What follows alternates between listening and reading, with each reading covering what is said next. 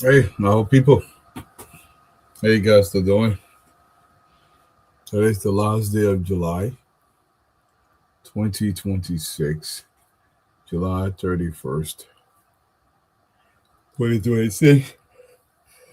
Hey, I want to welcome you guys. I'm broadcasting here live on the East Coast of the United States. To those of you guys who are listening back home, we say you're welcome. You guys in Australia, we say welcome to the show. Those of you guys that are in Europe, mostly Western Europe or Eastern Europe as well, welcome to the show. Especially here in these United States, we say you're welcome. Welcome, but most especially back home in Liberia. All you guys in Liberia, we say thank you. Thank you for joining us. Welcome, welcome. Thank you for pumping in here and having a conversation with us. James M. Tukolo, Mr. Tukolo, welcome to the show. Faliku Kamar, how are you doing? David Akwala, hello, Oslo, Norway, welcome. How are Evelyn Kolakai, the girl from Cape Mount, how are you doing? One more in Solomon, Mr. Solomon, you're super early here today. Thank you for joining us. Thank you. Let's talk Liberia. Let's talk Liberia. It's a lot of stuff. We know what happened yesterday. Dr. Sumo is here, watching from Baton Rouge, Louisiana. Mr. John W. Goodwell is in ClassReloaded from Northern California. We say welcome. Francis Pupule, how are you doing, my brother?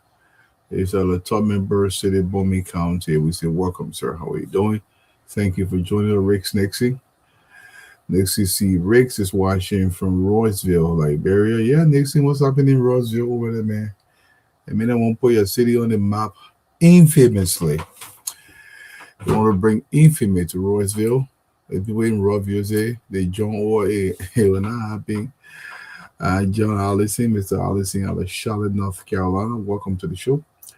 I see Say Yeli Goyi. All one word together. Welcome to the show, my brother. How are you doing? Trocom Moses Kube. Trocom, you say you tried to call yesterday several times. There were so many calls coming in. You know, if you're fortunate, you go through. Sometimes if you're not fortunate, you don't go through. Thank you so much. What we got here? We got Global Manager. Welcome to the show, my brother. Everybody, man, you're welcome. You're welcome. Let's begin the show. Let's talk Liberia. Let's see what's happening across our country. And it's always good. The drug bust has not stopped. It continues in the country. And today, again, more drugs were busted with a small quantity with some money. But that's progress. This is progress. Big shout out to the DEA. So, folks, we want to welcome you to this podcast. We are currently on the Brush Street where we are caught up with the Liberia Drug Enforcement Agency. They are on their operations, and we saw them bring in some other personalities. We will be speaking with the head of this particular detachment. We want to welcome you, sir. Welcome to the media. Oh, welcome. Okay, you want to call your name first? Oh, I'm a special item grade 3 CAE Ben. I'm the commander for Central Moreover West Point. Oh, so we saw your team apprehending a few persons that are currently in the vehicle. You care to talk to us about this? Oh, yes. The issue is that the future we've been observing, and so we decided to work up intelligence on this building. Which building? Yeah, this building. Okay. Yeah. The upstairs building. This upstairs building, they get a bar in there where the people can say loud. If nobody go out there, they lock the door, they get a sound. Okay. When you call the sound, they will open the door before they serve you. So you get a lot of young people going up that building to go and smoke loud. And one of that loud cost $5 US. So we decided to go to the court to pretty set the situation warrant. We talk about loud. What is the loud? Oh, loud. It's a marijuana. It's a hardcore marijuana. Okay. Yeah, hardcore marijuana. And it's sold for $5. It's $5 yes each. How do you sell it up there? Okay. So you want to tell us what happened there upon your arrival? Oh yeah. Like I said, since they will bring on this information, so we see our intelligence. We the intelligence did the work. So we decided to go to the court to prove such a situation warrant. And you know, when we came along with the sheriff, we knocked at the door. The individual is called Ziggy. I think he had been apprehended. We arrested him, and we entered to see a lot of people were there smoking. So we have everyone of them arrested. I think you see it. This the co-sheriff from the Western Manitoba Court. So how many persons were apprehended by your team? Oh, I think maybe like six, like seven. But Seven. we got Ziggy, and Ziggy is You know, the drugs in the country, people believe they can make quick money. They're using buildings, they're using hotel rooms, they will use anywhere they can. Some of us who own hotels in the country, we got to be very vigilant. I mean, you can't stop people. They're not supposed to smoke in the rooms. You don't know exactly what's going in the room, but you got to make sure they're not selling that stuff out of your facility. Big shout out to the DEA for this arrest. This is a big deal. And also, additionally, we're hearing that the Serbians that were arrested, this guy that were being branded as South American, I think they're actually Serbian. They have a diplomatic passport. Those passports were issued around the 2020 under the Weah administration. In fact, according to the NSA boss, most of these guys came in the country between 2018 and 2021. That's when they came into the country. So this drug investigation is going to stretch way back to 2018 because that's when they first started coming to the country. And I want to say big shout out to the DEA boss and to the NSA director for the intelligence gathering across the country. Young people, homeowners across Liberia, you are not. You have to know what's happening in your building. If this stuff is going on, this thing is very very powerful. They are not going to stop if you do not stop them. We have to make sure we kick drug out of Liberia. This is very important. We have to make sure we kick drug out of Liberia. It's not going to stop. Although the CDC administration celebrated the drugs that came to the country, they actually encouraged it. They promoted drugs coming into the country. President Barker is trying to counter this. In fact, look what they were saying on the CDC administration.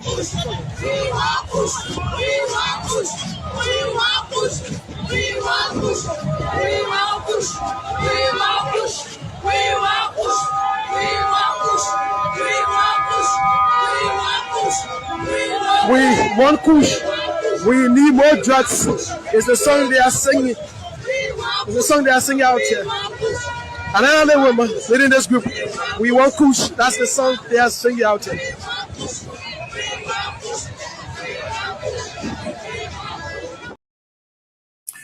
If anybody is confused as to why top level seditions, including President Weah, the reason why they are mad that the drugs are being burned is because they have the affiliation with this drug. If you guys remember when they broke down the CDC party headquarters, they found so much drugs in that place. In fact, there was a drug den right behind the CDC party headquarters. My brother Lasana Dolly, welcome to the show. Thank you for sticking around. The CDC were very in tune with these drugs, but the president will go after them and go after people everywhere. Now, there's a big thing on the bus in the country, and for me, we are waiting for it. They're a boss, and we want to encourage it to boss. We don't care if they want to cry. Let them cry blood. Let them go by and come back as they so please. This is something that is released by the NSA boss, and I will read this one paragraph very quickly. The EPS boss Sam Gay, this is what he wrote. He said, "Good morning, fellow Liberians. We are closing in on state and non-state actors who provided sanctuary to and facilitated and protected drug trafficking organizations from 2021 onward. The DTOs did not set up shop on our soil without the acquiescence of some significant former state actors. No sacred cows. Everything will be uncovered." So even if President Weah is part of the drugs operation right now, he can get arrested. Anybody who served in government before under the previous administration, if it is determined and the evidence leads to you, they are going to come after you. So I'm going to say this to seditionists, to non-seditionists rather, to Weahians, because seditionists are no longer following this. Their eyes are open. They're going to put their country first going forward. To the small 5% of Weahians, when they're currently coming after sitting government officials, and the president said no sacred cows. Tomorrow, if the NSA, the Drug Enforcement Agency, the Liberia National Police point to former government official and they start arresting him because the evidence leads to them. They can prove that. I don't want to hear no saying in the country about witch hunt.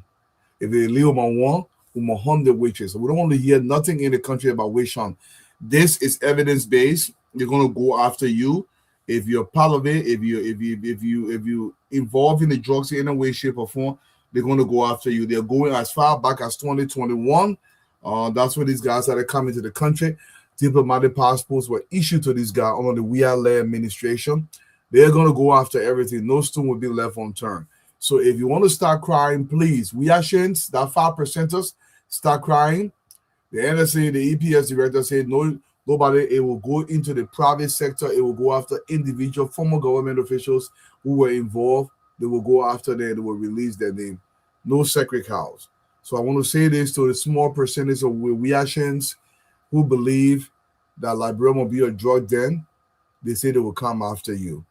You will already start crying wish on because it is not going to stop. You can cry all day you want. I'm not a big fan of former San Luis County Senator Senator J. Milton TJ, but he did say something.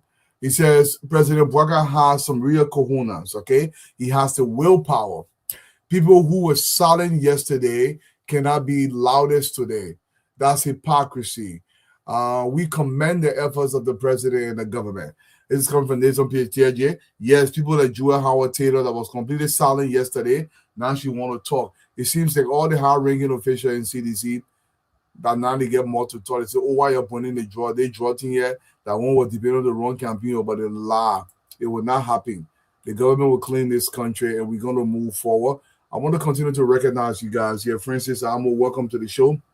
Robert, F.I., how are you doing? Helen Flomo, Madam Flomo, welcome to the show.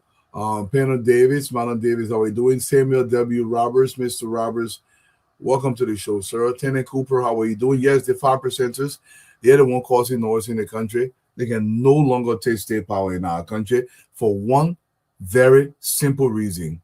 Liberians are seeing what good governance looks like. Liberians want the fruits of good governance. Liberia is no longer going to the Zogorization of Liberia. That's not going to happen. Priest Moavi, Jacobs, welcome to the show. Master Doki, Quitty Love, great, how are you doing? Abu, Sekou Sako, Mr. Sako, how are you doing, my brother? Thank you for popping in here. Everybody, man, whatever you're coming in from, we want to say this, though. If you're still in quarantine in Liberia, you're lucky they're taking liability with you. How the government supposed to work? How LEC supposed to expand its operation if we continue to lose 40% of the electricity that is generated due to power theft? Especially if you're running a business in the country, man. You gotta do better. You're running a business, you gotta pay for it. The anti-power theft operation, they operate night and day. They are coming after people. Let's watch a little bit as they arrest some people that are running business, don't want to pay their bills. So, Charlie, Yeah. we have a Sorry. Facing zone. Yeah. Yes, a private bar was disconnected a month ago. We took down a single phase meter from here, took down a three-phase meter from here. We reported it to management at the after tea. Since then, this business owner refused to come and settle their area with the government. They have been using the power free and they refuse to come and settle their area with the government, with LEC.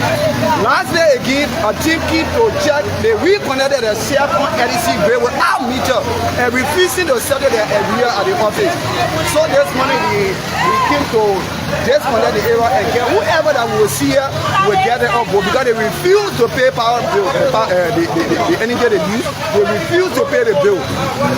They in the habit. And it's going to be a continual process. Yeah, whenever you disconnect them, they will come and disconnect themselves. So go and settle their area. They don't want to do it. So how can you use a power and then you don't want to pay for the power? So there's a problem. Anytime they connect themselves, we will come and disconnect. Look, I want to say big shout out to Madam Mary Bro and her team. We commend you guys. Continue your good work. LEC needs the money. LEC needs every single penny it can get to expand the electricity output in the country. If you're running a business, I think I spend maybe it's like $35 per day For my electric bill. I have a three-phase personal transformer every single day. The power is expensive. It's not cheap. If you're running a business, you got to pay for this thing. You got to pay for it. If you're not ready for the power, you got to stop because you're putting the burden on other people, and you are making sure the government don't expand power provision across the country. So if in your community somebody's stealing power, that person costing everybody in the country money, you got to report it to LEC. You can do it anonymously. You don't have to go confront them. Call LEC and say, "I'll green hot order. They're stealing power there." Yeah, LEC go there. I enjoying them power. You arrest every one of them. You got to go pay that power bill. It's not free. The government needs the money very, very desperately. We cannot be doing that. The government needs the money. We want to continue to welcome you guys, man, from across the country. Ruben, Momian, welcome to the show. Marcus G, man, welcome. Moraba, it's a Moraba, went by very fast. Kuma, yeah, see what's going on, my brother. M. Jabater, Mr. Jabater, welcome to the show. Roland, Yema, Mr. Yema, how are you doing, my brother? Wilma Dware, everybody, man. Tanu Jala, Mr. Jala, welcome to the show, my brother. Elizabeth White, Topman White, how are you doing? How's everything with you? Let's listen to the IG a little bit on the statement he made. Huge drop, Ray. You see, you always see huge cash with it, and it's right to think and believe that. In our case, Nigeria is just a transit point. The only kind of money that will flow with that kind of stuff is probably the operating capital. So where you're watching the movie, where they go to the owner of the drug house and they have millions of dollars there, is not the case here. We did not go alone. This rate was accompanied by the sheriff. You all can go to the court and look at the returns. I think if my memory serves me right, the cash that I remember that was seized there was $7,000 US. That's absolutely right to the IG. Some people don't understand the difference. To my brother, man, Adia, Kabe, yo, I mean, ya boo opa, Adia claim my label win like bro. I be my team friends. I said no draw, we shall go for me. Did you mal remember? But yeah, look, Liberia is a transit point. That's the point the IG is trying to make. It's a transit point. This is not a place they really sell the drugs. Most of the drug in Liberia, they're like pills. Maybe the people smoke a little bit of marijuana. But the real cocaine, you're not going to find a lot of money in Liberia because Liberia is not where the money is. Now, I see the CDC boys passing around. It's impossible to arrest that much drug with you don't arrest no money. But they arrested $7,000 US. That's it. Because they are not selling the drugs in Liberia. Liberia is just a station location for the drugs to be exported to the European location. So you will not find money in Liberia like that. So sometimes they just talk like, you know, they hear color. To my brother Thomas Owaji, thank you for joining the show. To all you guys, man, thank you for coming in here. Let's listen to our sister Small as we go ahead. Baga working? Baga Kwame? Yes, Baga working. What's my thing? No Baga working. I can say the road construction, the electricity, all that stuff. Then in working on it because what reason is my parents they like in the interior they very appreciating. It should go without saying. You don't have to ask people questions. Just look around the country. You will know whether President Bwaka is working or he is not working. And everybody who you ask, they know they're working, with the exception of that 5%er that are gathered around a self-proclaimed Zogo, clean-clothes Zogo, who believes that Liberia must kowtow to him because he kicked around a rubber ball. Today in the country, the president opened a new bank. Well, there was a new bank opened today. The president was out there. Let's listen to the president a little bit before we start the show. I was in Sacramento the last time. And after we came to the airport, and just about to board a plane, a gentleman came to me and said, he shook my hand. I couldn't remember him. He said, I'm not a NATO. And I know you may have heard quite often when people come to talk about investment, I told them I'm not interested in NATO, no action, talk only. And I remember this gentleman that came to the house to talk to me about this bank not too long ago. And I'm very happy that you're not a NATO. In a very short time, I see my nephew there, FSU, that you have assured me that you mean business. I want to thank you. I want to also thank my friend and brother, John Mahama, for the confidence in our country. And to John, the president, with a photo, for a photo rather.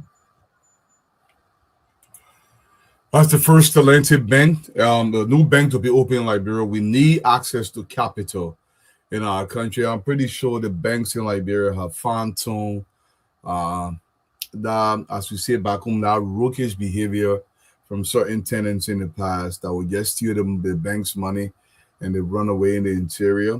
Liberian people, the bank does not have a single penny. The money that in the bank, that people's money. The bank is just a custodial account. All they do is they hold the money for people, and when people come out for the money, they give it to them. The bank can get a small point from on top of it. The bank invest some of the money, give it to somebody who won't buy a car. So the bank does not own money. So young people that want jobs in the bank and you were stealing from the banks and running away from the money, you're killing your country. We need these banks to spread around Liberia. These banks will give small loans to people who are very serious so they can be able to grow the economy. A big shout out to the president and his team out there trying to promote this. So my brother Bommy King, how are you doing, man? Welcome to the show.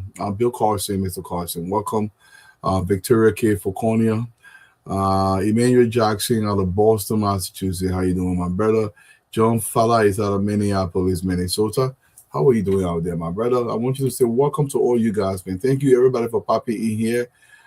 Continue to welcome you guys. We know what's happening in the country as it relates to this drug thing. This is a publication from the Ministry of Information website today, the Facebook page. And there is this accusatory thing out there. Everybody's accusing anybody who is in government just because they want to play the finger. It is especially being done by the CDC boys. I was listening to one of the podcasts today, and everything was about Jojo. I guess Jojo is a soft target, and everybody goes after him. You can scream and cry all you want. If there is no evidence, I don't know why anybody would think that a man that was reared by both his parents would just so easily, especially with his father being president of the country, was so easy to try to destroy what his father is doing by doing something like that. This is released today by the Justice Minister. They have the evidence. They're doing the investigation. It's on the Justice Ministry website, actually the Information Ministry website. Justice Ministry Police Inspector General rejects claim linking President Bwakai's son to cocaine investigation. Monrovia, Liberia, July 30th, 2026. Justice Minister N. Oswald Twe and Police Inspector General Gregory Coleman doing a joint press briefing on Thursday, July 30th, refuted allegations circulating in some quarters regarding the alleged involvement of President Joseph Yuma Bwakai's son, Joe Bwakai Jr., in the ongoing Nakale investigation. The two officials stated that investigators have found no evidence linking Mr. Joe Bwakai Jr. to either the $19.2 million or the $37.6 million cocaine seizure, both of which remain under active investigation by a joint team of national and international law enforcement agencies. Inspector General Coleman urged the public to refrain from making allegations against individuals without credible evidence or relying on information from unauthorized sources. He emphasized that the Joint National Security Task Force remains fully committed to dismantling the drug trafficking network and ensuring that anyone found culpable, regardless of position or status, is held accountable under the law. He further disclosed that the United States Drug Enforcement Agency, the DEA, and other international security partners are supporting the investigation by examining all available evidence gathered by the Joint National Security Task Force. And the final paragraph here, the Police Inspector General also expressed concern that certain media outlets and social media platforms may be disseminating unverified information that could undermine or distract from the ongoing investigation. He encouraged media practitioners and the public to exercise professionalism, responsibility, and restraint while the investigation proceeds. Clarifying his remark, Inspector General Coleman noted that his concerns did not apply to all media institutions, adding that those engaged in the dissemination of unverified information know themselves. He expressed hope that such practices will cease in the interest of preserving the integrity of the investigation and supporting the pursuit of justice. Absolutely right. So, Liberian people, they have come to you. So, all the guys that are peddling this misinformation out there about Jojo being involved, no evidence. And every single evidence that has been gathered, the evidence is investigated by the Americans and the Europeans. This has not just been done by Liberia alone, although Liberia has the capacity to do this by itself. But to ensure there is no partiality, it has to be entirely neutral, no partial thing referring to anybody. They involve the Europeans and the Americans to ensure everything is done on law and with complete transparency. So, to young people in the country, excuse me, let me get some water, that are peddling this thing out there just to make a point and you think that it's going to work. But I want to say this before we start the show today. The investigation now is going to come to the private sector. The investigation now is going to go after former government officials that are involved. According to the NSA, the APA, and all the investigative organization, this thing was begun back in 2021. They will go after former government officials, non-state actors. So what the government has done, the government has first gone after its own, and I put that in quotation, those who are working in government. The government has exposed them. I will say this: look, if you're a middle-ranking official and the government say the evidence leads to you and be may involved and you keep your mouth shut, that's your business. That's your business. You will go to jail for 20, 30 years. You should be in jail for 20, 30 years without mercy. So if you're shielding a big man, it's up to you. You can shield that big man. If I were you, I'd start talking and call a deal because this is very serious. So the government will arrest you where the evidence leads. But if the evidence, some big man above you and you want to shield that big man, it's up to you. So the EPS boss Sam Gates, this is what he's saying. And tomorrow morning, if a new list come out of people that are going after that are involved in these drugs who are former government officials, there'll be noise in the country. And that kind of noise me I let noise where witches can start crying. They say, oh, this is a witch hunt. Right now, you're calling it witch hunt. Over 12 people so far have been indicted. They have been sent to court. Some are being investigated. The names have been released. It is all fine and dandy. Remember, this started way back in 2018 when President Weah first came to power. It continued to 2021. We are hearing that diplomatic passports were issued back in 2020, 2021. If all of those are verified and it's published, we will come here, we'll talk about it. Because if you guys are passing around with our diplomatic passport, especially back in 2020 and 2021, the Liberian people want to know who gave it to them. Why did they give it to them? Did they bribe people to get our diplomatic passport? So all of those will be addressed. And the government, like I said, is leaving no stone unturned. And this is a good thing for the country. We all know last night we read the list here. Those that were dismissed was Mohammed O. Bole, Director of Security, Robert International Airport; Mose Jala, Deputy Commander, Liberia Drug Enforcement Agency, Roberts International Airport. The president has also ordered the dismissal of two officers of the Liberian National Police, who are said to have used official government vehicles to facilitate the transportation of narcotics consignments from Vincent Town along the Bombing Highway to the vicinity of the Mecca Market in Tinker Village, Painesville. They are Anthony T. Bly, William W. Quabo. President Bwaka has also directed the immediate dismissal of the following individuals in order that they be forwarded to the Ministry of Justice for prosecution in accordance with law. We got Jamel V. Jala, Agent, National Security Agency; Christian L. Yanti, Agent, National Security Agency; K.C. Nelson, Procurement Director, Ministry of Gender, Children and Social Protection, Bendigo Jr., Agent, National Security Agency, and the list goes on, and it's not going to stop. The government going to continue to highlight these. And again, I want to say this before we start the show. All you reaction out there, when they start calling your BB men and name, because I'm almost certain they will. It's all about the evidence. Again, it's not just Liberia. The Europeans are involved. The Americans are involved. We don't want to hear more saying that way, Sean. And for me personally, I want us to home witches. The Liberians going to be shy away from that thing that, oh, they say that way, Sean. Yes, me, I want for them to home witches. Witches not good people. Once again, you're welcome to the show. Marcoya Davis, welcome to the show. They recognize the radio stations as they come in here. DC 101, thank you for joining the conversation. Bourgeois Radio out of Montserrat County, Monrovia. Punch FM in Monrovia. Trust FM out of Bombay County. Radio Buto all the way out there in Sano County. Thank you for joining. Smile FM out of Zwedru, Grangeda County. Radio Sano in Greenville, Sano County. Top FM out of Zwedru. All you guys that are listening, Zwedru, say welcome. Radio Yalimba out of Seklipi, Nima County. Radio Gompa out of Ganta City, Nima County. Premier FM out of Banga, Bon County. We are there in Central Liberia. To our people in Banga, all listening across Banga and beyond, we say you're welcome to the show. Ablija Radio, all the way in Grand Bassa County, all over Grand Bassa County. Thank you for joining us. Radio Kwatike out of Banga, Bon County as well. Peace FM out of Habel, Margibi County. Voice of Lufa, way out there in Lufa County. We say you're welcome to our people in Lufa County.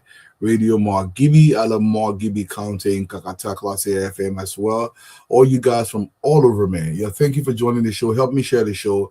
Yeah, let's start the show, y'all. Yeah, Marcia Snarly, when they start naming other people there that are not government official, they will scream Wishon. Me, I say we must set up a Wishon trial in Liberia and let's hunt witches without mercy. Because some of the witches they eat 2 minutes hour, baby. Y'all welcome to the show, y'all.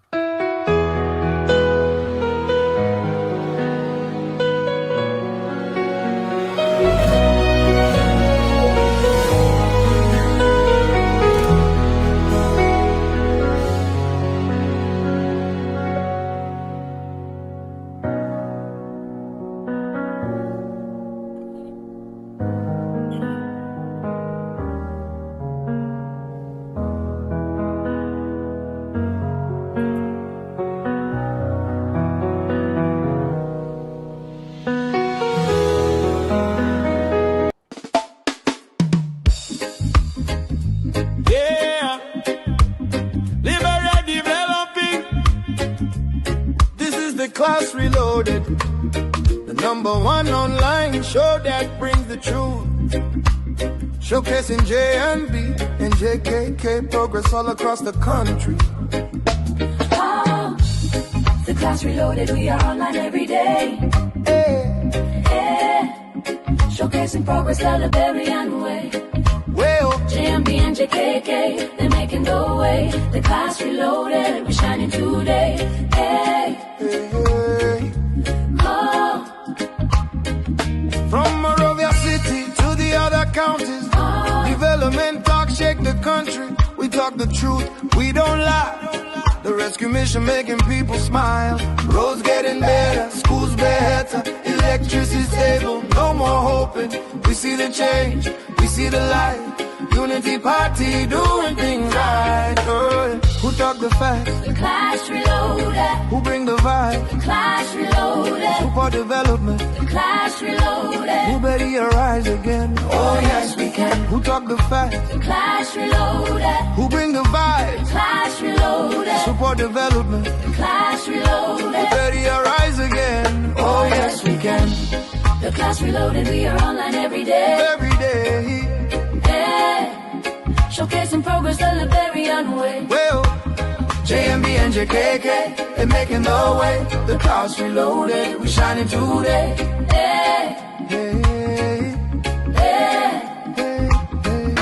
Turn up the sound, let the people dance. Liberia progress, we get the chance. No fake news, we bring the proof. The Class Reloaded, always in the booth. From social media to the street corner, everybody talking about the new order. Respect to the hosts, they keeping it real. Liberia future, that's the deal. The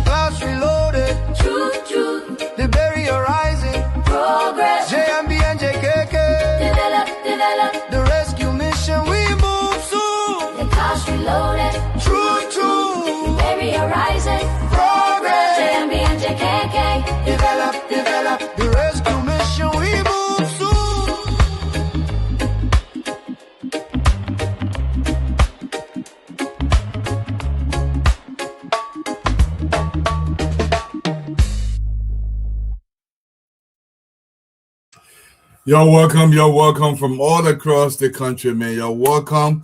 It is Friday. Today is the 31st of July, 2026. Everywhere, man, whatever you may be, welcome to the show. Let's Talk Liberia. Thank you for popping in here. Before the guys come on the screen, I'm going to say this, though. I don't hear anybody in the country talking about Wayshawn right now. The president said there will be no stone that will be left unturned. There will be no sacred cows. If you did something illegally, especially when it comes to the drugs in the country, if you have any form of affiliation, if you facilitate it in any way, shape, or form, they are going to come after you. The EPA director has also announced that they are going to former government officials because this thing goes all the way back to 2018 to 2021, 2022. And they got evidence. If that evidence leads to you, you're a former government official, they're going to come after you. They're going to arrest you just the same, and they demand that you answer some questions to the Liberian people. Tomorrow morning, if that happens, if it happens on Monday, wherever it happens, I don't want to hear no cry in the country about witch hunt. Liberian people have continued to tell you guys continuously.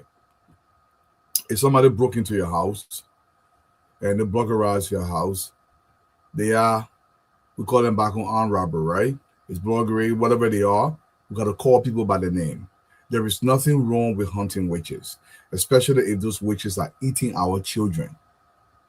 So tomorrow, if you're a former government official and then your name come on the list, the NSA or the Americans or the Europeans, after they investigate the evidence, it is determined that you are part of the drug cartel and you worked in the previous administration, or you are a civilian and you work in the government and the evidence points to you, it is not a witch hunt. Nobody is being hunted here. There is absolutely no witch hunt anywhere whatsoever. So I want Liberians to understand this before this happens, because they are putting our names, police officers, NSA directors, procurement directors. Their names are coming up. President Baka said he's going to shield nobody.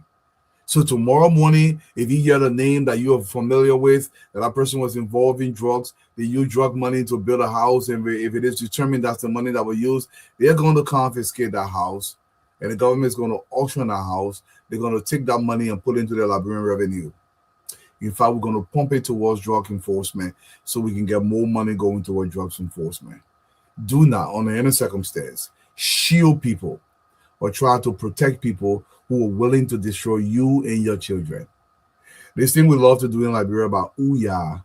Every time you say Ouya for a criminal that intentionally, conscientiously decided to take away from you and your children, and you say, hey man, you're leading, man, the man get big God, big God people, when they go to sub B, the God can go down. Let it go, you just get 6-pack. Let them get 6-pack. You go to sub B, you get a 6-pack. No mercy for criminals. None whatsoever. Every time you have mercy for criminal, you say grand Judah will not develop. Yeah, that what you're saying. Every time you get mercy for criminal, you say Hapa will not develop. You say Grand Bassel will not develop. You say Nima will not develop. Do not have mercy for people who did not have mercy for you. There is no wish on here. I'm just preparing you before the announcement is made. According to the EPA director, they're going to go to the private sector. They're going to go to former government officials that were involved in this. And anybody who were involved in it, they will come after you. There will be no mercy of any kind. If you were involved, let me just read this before I bring the guys on. Members of the Joint Security and EPS boss Sam Gay writes, right?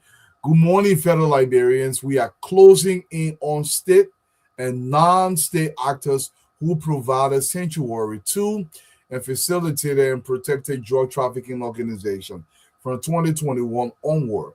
The DTOs did not set up shop on our soil without their acquiescence of some significant former state actors.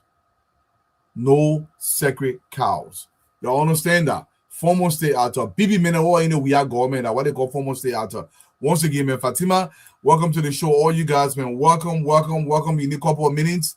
Or you good, Fatima? Give me thumbs up if you're good, or you need a couple of minutes. Let us know. All right, there we go. All right, Fatima, there we go. My brother Blair. I'm moving your guy. More, I'm moving the boy there again. You see what you're doing to me? I bring Blair. More, you bring yourself on. I think it's a double take. There we go. Fatima, welcome, my brother Blair. Welcome. Mo, we started. Mo, how you open that down? Do I missing anything up again? They did not have things. More your prime thing. More we started What eating are it right you last night. eating? We started eating it right last night. We want to eat it tea now. That Fatima, we miss you. Yeah, Where you been? I What's in miss your you. month? I just want to celebrate our country, our president. I Yeah. mean, all those who talking me, I just want to see them because that the first time in our history to see government officials or you who be who when you part of something or when they hear your need there, they pull you down to investigate.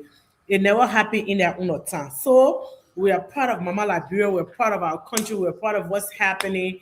I mean, and this president just keeps moving. Just keep moving. Just keep opening roads. Just keep breaking ground. Now breaking ground, then wait for future. Breaking ground work commences.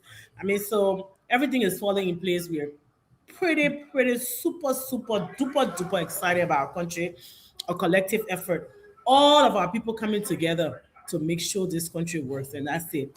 But yeah, we are happy for our president. And again, we want to say happy 54th wedding anniversary to our president and our first lady. They celebrated it the other day.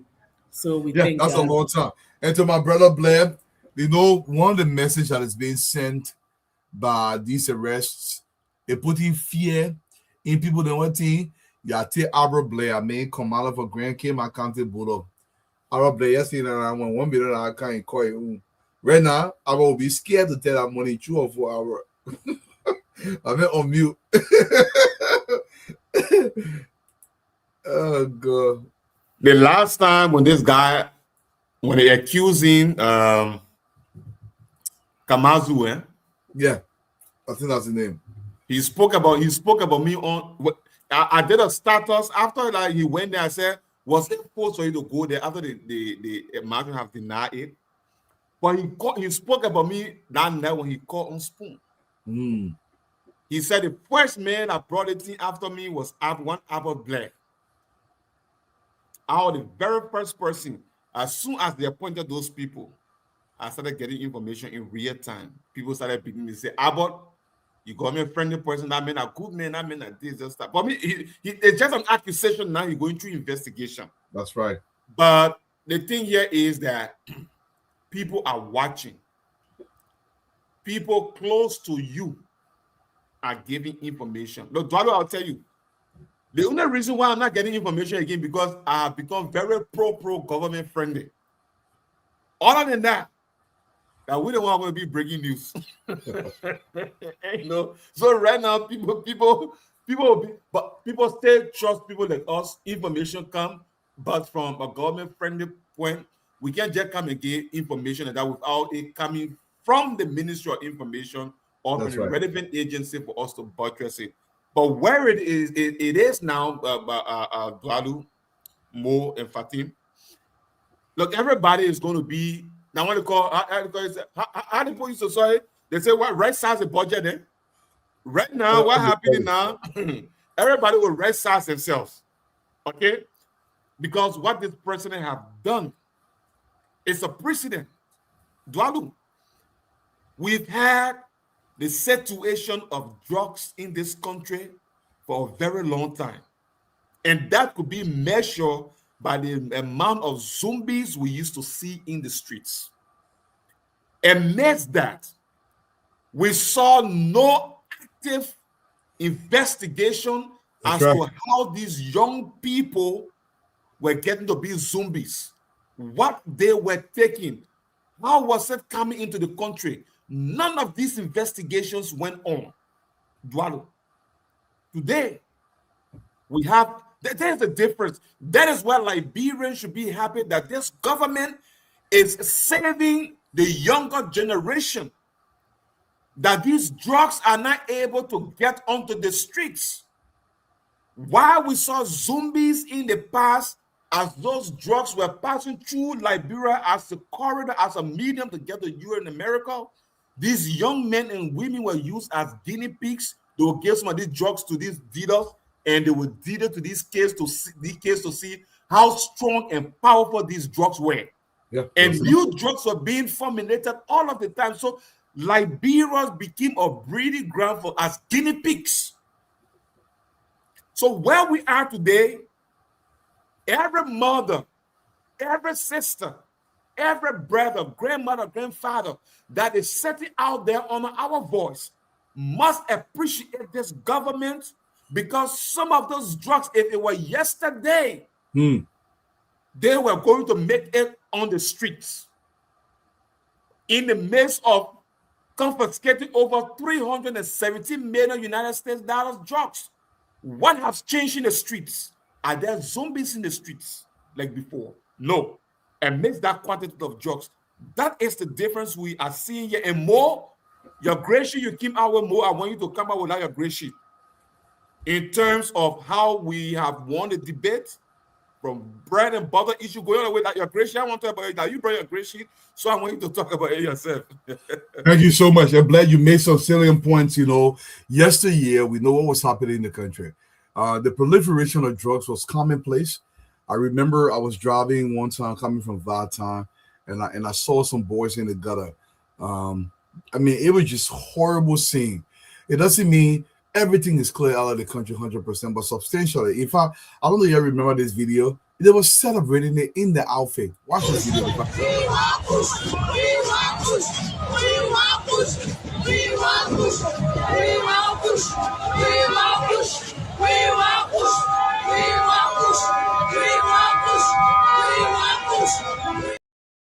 And I want to play in that video to remind people that when they come after former government official, if the evidence leads to their doorstep, I don't want to hear that witch. I don't want to hear it, because they're not just going to accuse them falsely. There are investigations. I will keep mentioning this because I want you to be fully aware before these arrests are announced. The Americans weigh the evidence.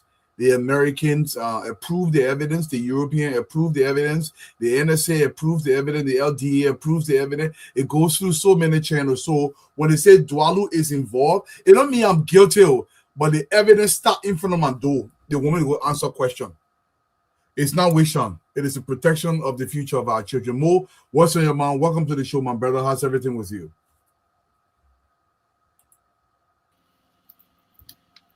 Hey, Dwalu, what's up? Good evening to everyone. Fatima, how are you? Well, there are lots going on. This morning we got up and we decided to scan through the social media. And there are people who commented and then said, but we're waiting for the big names. Here's the thing that really hurt in my head. That's from my own big brother, Amara Kone. Say that the small people now waiting for the big people. In the security sector alone, the number of people that they've displaced and sent for investigation. For somebody to tell me that the Deputy Director for Administration at NSA, who was dismissed and sent for investigation, he is not yet found guilty of any crime. It's a small name. The Deputy Director, Acting Director at DEA, it's a small name. The Deputy at RIA, it's a small name. The head of the Police Crime Investigation Unit, that a small name. The head of the Traffic Division for somewhere. So I asked him, which big names you want? Do you have some of the big names? And this is what we have stated here consistently. And big names are there. Go get the names. Why big names that you claim are connected to the drug deal, but you can call their names to the police? Why, even confidentially, why you can go give the information? Or is this sweet that you just want to make accusation? And the same thing to the press union. It hurt in my head because these are people who can get killed anytime they say somebody corrupt. The man, that girlfriend is sleeping in the morning, he drop by, he say, everybody in the government like bro corrupt. Police people corrupt, judicial corrupt, legislature corrupt, executive branch corrupt. Then somebody say, oh, you're the one enabling the drug people because you're pushing pen for them. And he say, okay, you 72 hours to withdraw the statement or else. If the man withdraw a statement, what do you do? Yeah, that's why you tired. The wild there with any even coming post. The wild there with coming post. Will media black out?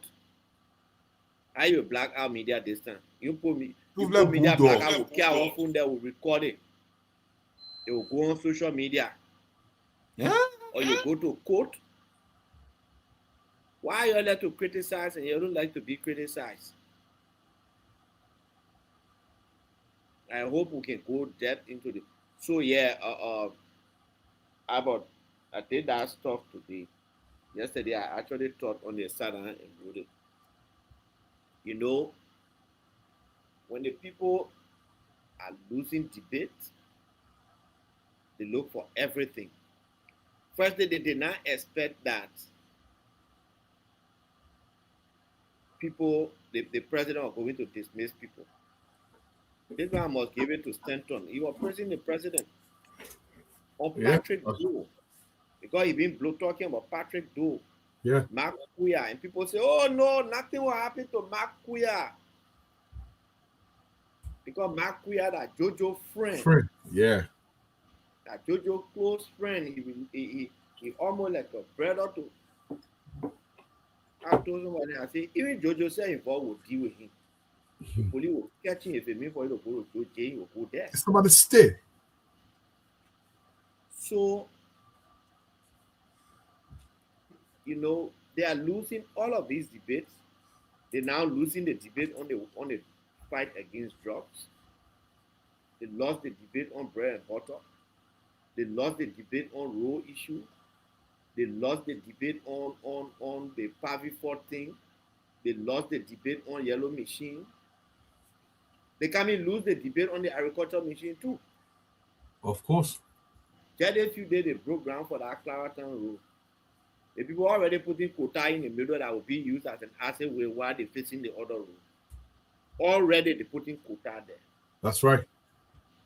So there's nothing to talk about. So they are going all over the place now looking for straw to hang on.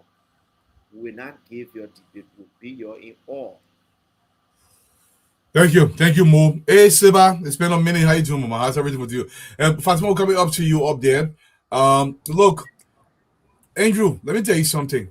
If senators and representative names are involved and the drug facilitation or collaboration leads to the door, let those senators be arrested. This thing we're doing in Liberia, where is it? Oh, Fatima, deputy minister. Oh, Dwalula. No, we need to discourage the thing in the country. I'm answering that what you're saying, Andrew, but if a senator involved and it leads to the senator do, I want lawsuit they can arrest a senator for serious felonious crimes. On the misdemeanor and they go into session, they cannot arrest them for, but it's a felony, they can arrest them. Fatima. Eduardo, you know, Liberia is the only country where the Liberians just want to hear bad news about their country. But they lie. They just like to see bad things about their own country. You know how many drugs can pass in Ghana every day? New Jersey. You know how Ghana got built in 10 years? Oh, okay. Truck money they were using there. You can see Ghana. I met the Accra mayor when I went to Azerbaijan. He said, I know you are the urban minister. Why is it you Liberians just talk about Liberia? Liberia is a beautiful country now. I say, yeah, they are me or joking. I say, Ghanaians said that Ghana is the whatever. And then I say, our president said Liberia will be the destination. We're laughing. He said, we Ghanaians, there are a lot of bad things, but we will never see social media. If we want to talk bad, we talk tree. You must understand tree to know what we are saying. We never go on and talk bad about our country. What I'm trying to say is that Liberians, we don't even have the market for that drug that we're here. We don't have it. Well, we don't even have the market. They were For what using our personally? country as a transit point for that drug. And the good and honorable thing was done by our security forces. These drugs were arrested. They didn't even want to applaud. Some of them said talking big name, government. No, the president have shown the political will. You know what it means to have the political will? To say drug. You anybody you inside, I don't care who you are, you'll be fired and you'll be dealt with according to the law. So let's try. And I think love and build liberty, not just slogan. Let it come from the heart. We are a prideful people. We love Liberia. Everybody, we all want the best for Liberia.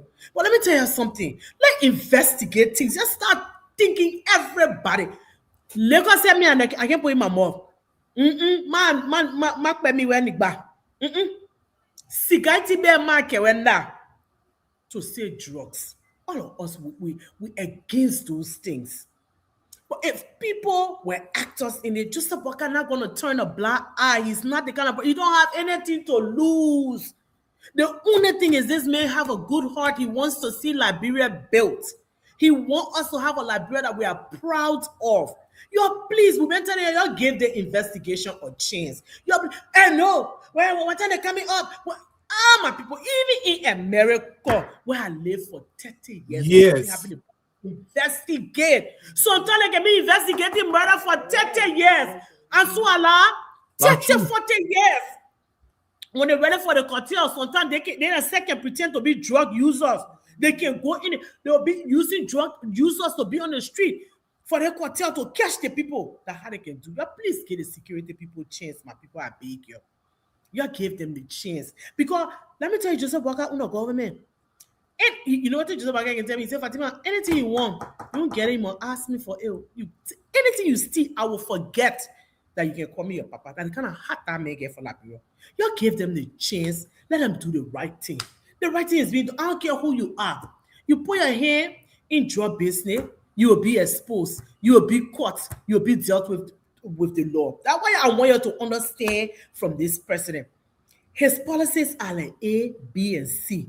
The other people were here. You ever saw them dismiss one government official in 6 years, my people? You ever saw them arrest people for drugs? I want you when I'm walking like I will walk. In fact, even made song. I will walk a zombie. I will choose a zombie. Our people on the old road, my man house air.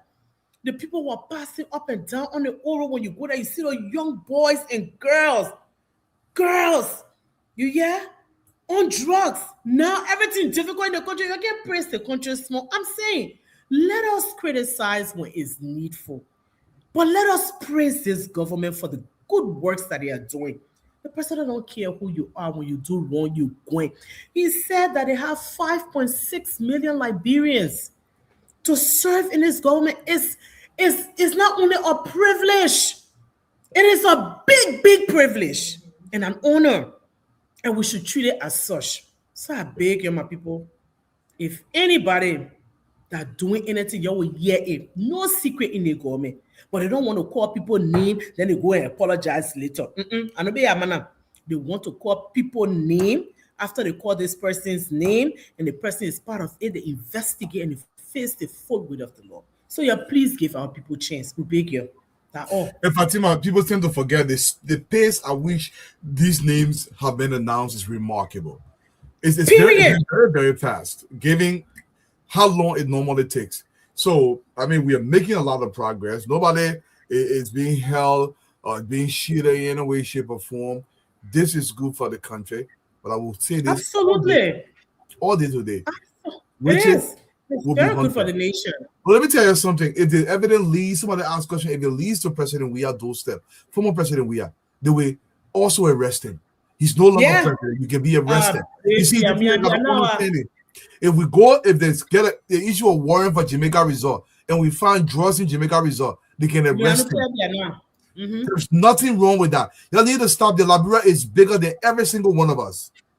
Our children have to survive. We will come back to the drug thing, but I want to also talk about this briefly. Let me play a few seconds of this, then we can talk about it. Okay, so Charlie, We have a sorry. Fishing zone. Fishing zone. Business place. Yeah. Just a private bar was disconnected. I think a month ago. We took down a single phase meter from here, took down a 3-phase meter from here. We reported it to management at the whole capacity. Since then, this business owner refused to come and settle their area with the government. They have been using the power here free and they refuse to come and settle their area with the government, with the LEC. Last day again, a team came to check. They reconnected the second LEC grid without meter and refusing to settle their area at the office. So this morning we came to disconnect the area and get whoever that we will see here will get it up because they refuse to pay power bill, the energy they use. They refuse to pay the bill. And in the habit, it's going to be a continual process. Yeah, whenever you disconnect them, they will come and disconnect themselves. So go and settle their area, they don't want to do it. So how can you use a power and then you don't want to pay for the power? So there's a problem. Anytime they connect themselves, we will come and disconnect them until they settle their area. I want to say this. First of all, I want to say big shout out to Madam Mary Bro and her team and her Power TF team. I want to say this. The last time Brother Sharif, the managing director of LEC, I think he said we're losing approximately 40% of the output of LEC. 40%. I mean, for every $1 we make, 40 cents. Somebody take it. Fatima, I spend between $25 to $25 per day for power in Liberia. Yeah. That's what my facility is costing me. If you're making money, you cannot be stealing power. And yes, it's another thing you guys do. The power people will come, they turn the thing off. Then you go, you put it back on. It's a felony. It's a serious crime. It's that you're not just stealing power. Let Dolly finish. So Blair, Fatima, let me start with you. I know the government is coming up with a smart metering and program. Hopefully that helps tremendously. Yes. But business people personally, like for instance, if you do that stuff in New Jersey, not only will you go to jail, they might cut your power off for some time. You will not get power. Yes. But Dualo, let me just explain something to you. So not only are they stealing power, but because they're illegally connecting on these transformers, they're burning the transformers up. Yep. They just did it in our area here. They would just illegally connect. They will go get somebody boys and would not do, because I know they say LEC people doing it, but these LEC people, they are very afraid for their job these days. Yep. So some people that know electricity, they will just use them, they will be claiming the bill. Midnight when we're sleeping, one day we're just sleeping, we hear a buff in our area. Whole meter.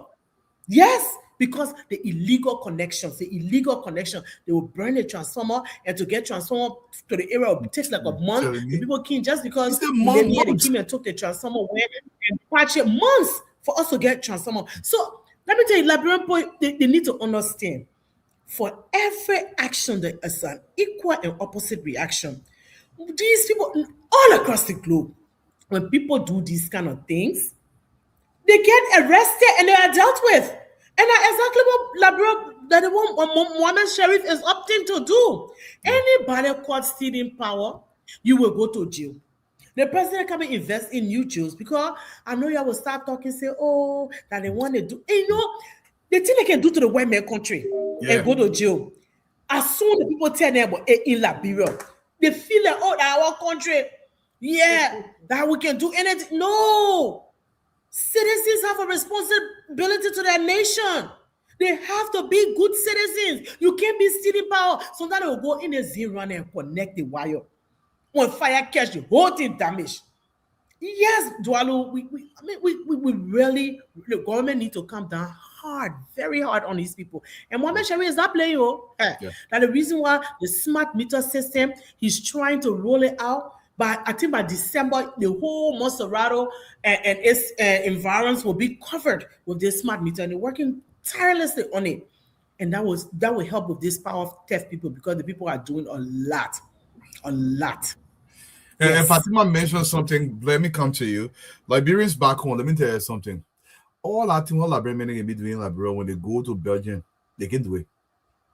Sooner they get OSA, they cannot do it. Liberian men is one of the straightest arrows you ever imagine when they're outside of Liberia. But in our country, and it will be the very same people, Blair, that will say, oh, Corey, can you go? They call it, I don't want to call it a Benesi, can you be popping? Have they? Those people forced me, Fatima, to buy the personal transformer because everybody will hang in the transformer and it will blow. And if you're running your business, you can't I have to spend 10 grand just to put a transformer in my yard. because everybody hangs on the transformer. How, Blair, what can we say to our people? That the government does not have physical money. The government uses your bill that you pay for LEC. It take that money, then it spends the power gray. So if we want power to reach Buchanan, for power to reach Wenju, that's the money where you're paying for using your current, that money the government taking and spending LEC to maintain everything. How do we explain this to them? Especially if you got a business. Dwalo, you can remember the phrase or the parable, excuse me, God are making new land. Yeah. It requires a leadership that is decisive and is making bold decisions. You know, the Zuckerization of the country has become widespread. And people just feel that those young men who were in the streets are just the Zogos. What is happening in the communities, those are all Zogo styles of life. That's right. Not because you are not being acting like a zombie or taking those chemicals that they are taking. The idea that in broad daylight, you are able to go and steal state assets, which is supposed to generate revenue that will in return provide basic social services for you, the ordinary citizens. What we have to do is that law enforcement has to be stronger. Penalties must be served, Dwalu. If people begin to go to jail for it, because this thing that, oh, that just current the person still Dwalu, those things need to stop. Those things need to stop. That just current, somebody get hanged on the pole or get fried on the pole. They will say government is not providing good electricity. They are not running their lines good. They ain't going to say that person went up there to steal power, or that person was connecting somebody's house and they didn't connect well. Something of a voltage line collected that person. What has to be done, as per your question, Dwalu, is that just as LEC, U.S. tax force, is collecting people for theft of electricity, these people will be fast-tracked before the court. Dwalu, even if somebody can spend 6 months in jail, that person have lost 6 months of their lives beyond civilization. Beyond civilization.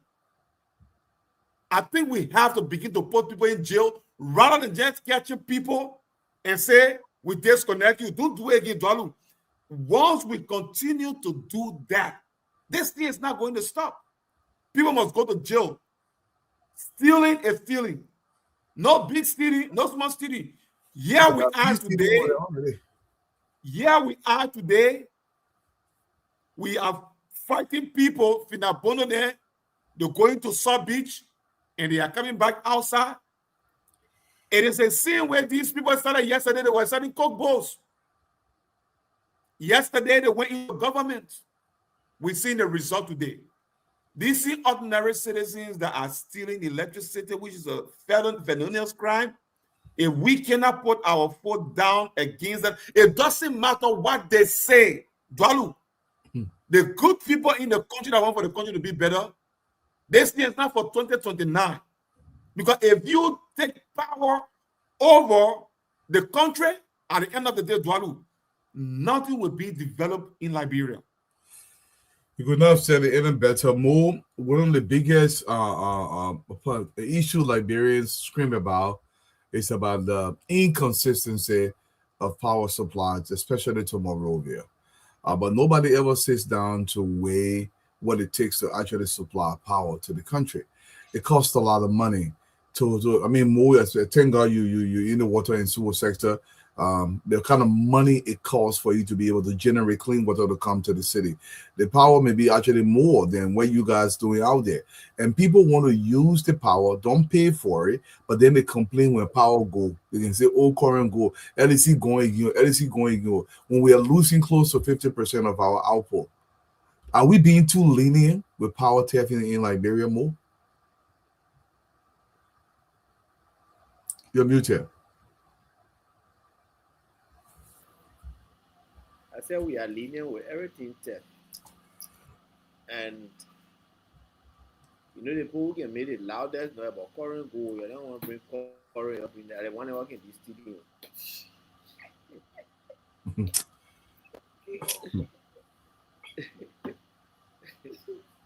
When they finish making noise, it can be easy. But you know, I think that one of the side effects of the war. After war, everything was free. During war, everything was free. They gave you food free. They gave you chicken. They gave you fish cartoon. After the war, they were carrying food to people's houses. And then we got used to it being free. My boy, you buy me one laptop now. Oh, they my laptop low. Current my voice low. Yeah, just it. More, I come to the lab, I come to the lab, bring one laptop. I know what really happening. Yeah, so I was saying everything is free. So this free thing is what is giving us problem. It's giving us really, really bad problem. Yeah. Because Papa, when I'm okay, you tell me. You okay? Go ahead for now. Okay. It's giving us problems. So people being used to things getting free. You're making business. So it's not like to say that some kind of slum community. Private bar. And I hear that private bar need plenty. Every day, private bar. Yeah, my man in private bar. The many elbow. Private bar.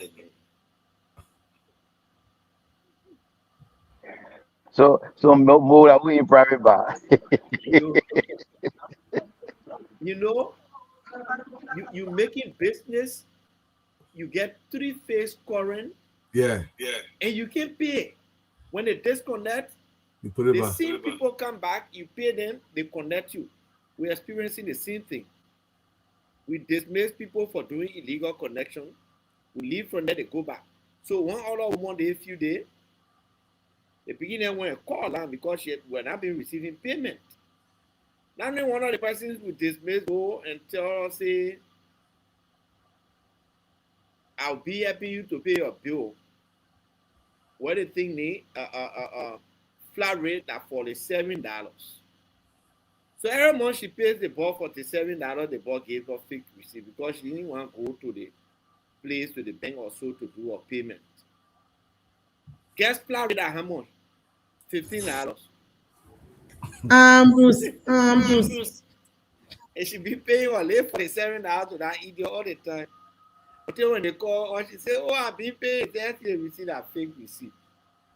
Yeah. So for me, look, there has to be the serious action against those who can do the illegal connections, and also serious action against those who stealing power, because those who can suffer to buy that they far out in that current, then the current go, people depend on it, they put food in their boxes, in their refrigerators, and they all suffer because of the person who's stealing. Every time, if people were really, if like 80 to 90% people paying that current bill, NEC will get more money to get more transformers, and so you will not complain about transformers in your communities. But at these same people, the whole day you stealing current, and they put in. Most time people can steal current or see private bar now. Private bar, whole day you stealing current. Okay, I wanted to go to council the man. Mo, thank you so much. But Fatima, I think Fatima already spoke. So let's go to council the man. Let him speak. I know he's stuck in the airport. The council the man on the power theft issue. Yeah, my man, I'm in the airport, so I'm waiting for my pickup. But how you doing, man? Everybody good. Famata, hello. Fatima, hello. Yeah, must get beef, serious beef. But Walu, I mean, I was just viewing, and then since I'm waiting for my pickup, I just thought that I would just hang in a little bit.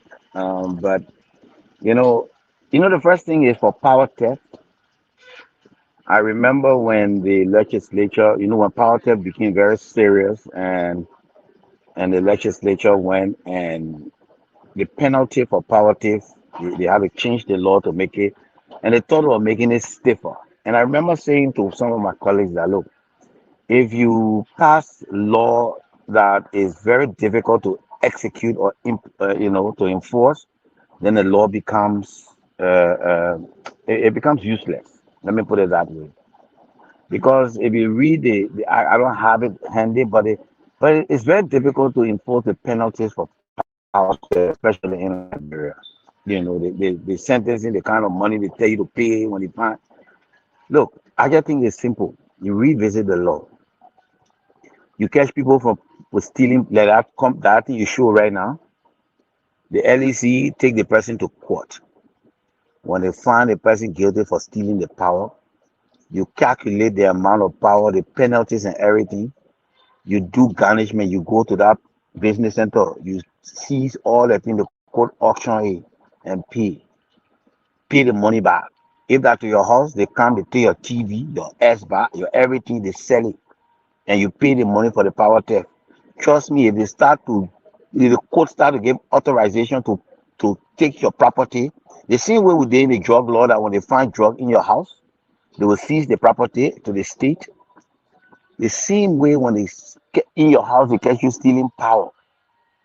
If you owe LEC $400 for the power theft and the calculator and you are found guilty, the court gives authorization. They come and take your confiscate anything in your house and sell it. If they pay 1,000, they give you the $600 change. They take a $400. Look, if people start stealing and they catch them, they start taking their freezer, their TVs, their beds. You will see people will stop. But I think what maybe bro, catch you say go pay $50 to the place, then go back, they go back, they won't buy the wire, they go back, go reconnect. People can tell you say they did catch me, I'll go pay $50, go pay $100. But the power you are using, and like Fatima said, you are damaging also the equipment, the transformers. And at the same people when the transformer go out, they start causing. They will cause LEC managing director, they will cause president, they will cause everybody because they in darkness. But they overload the system, they overload the transformers. And I think sometimes you got to take these practical steps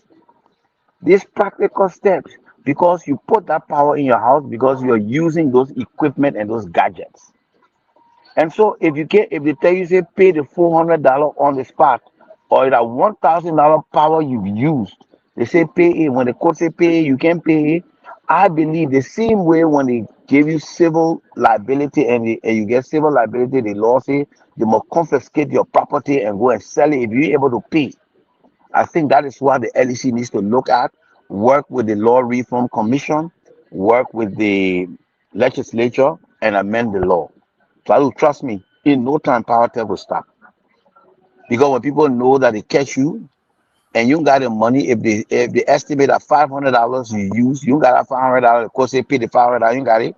The course you go to the person or you take things that you can sell and get the $500 out of it, people will stop. Because at the same thing when you get civil, when you go for damages and you sue somebody for $1 million, the court gave you $250,000 as your award. When you get that award, they tell the person pay the man $250,000. If you can't pay the $250,000, the court say your go seize anything you can sell for $250,000 and get the person the money. That's the same thing. So if you use the LEC illegally and they arrest you, because I heard the guy say it's not the first time, it's not the second time. Every time they disconnect them, they will not go pay the penalty, they will go and reconnect. They will not go pay the penalty. And those people are making millions, they're making a lot of money. Millions of Liberian dollars every weekend, every day. They're selling, making money, but that free power they're using to cool it, to use all that kind of system. What do they expect the people to pay the power from? What do they expect the government to get the money from? And that kind of abuse, then the law say, why you go put a person in jail? Look, like what her name would say, Maisie said the jail ought to pack right now. We need people in jail.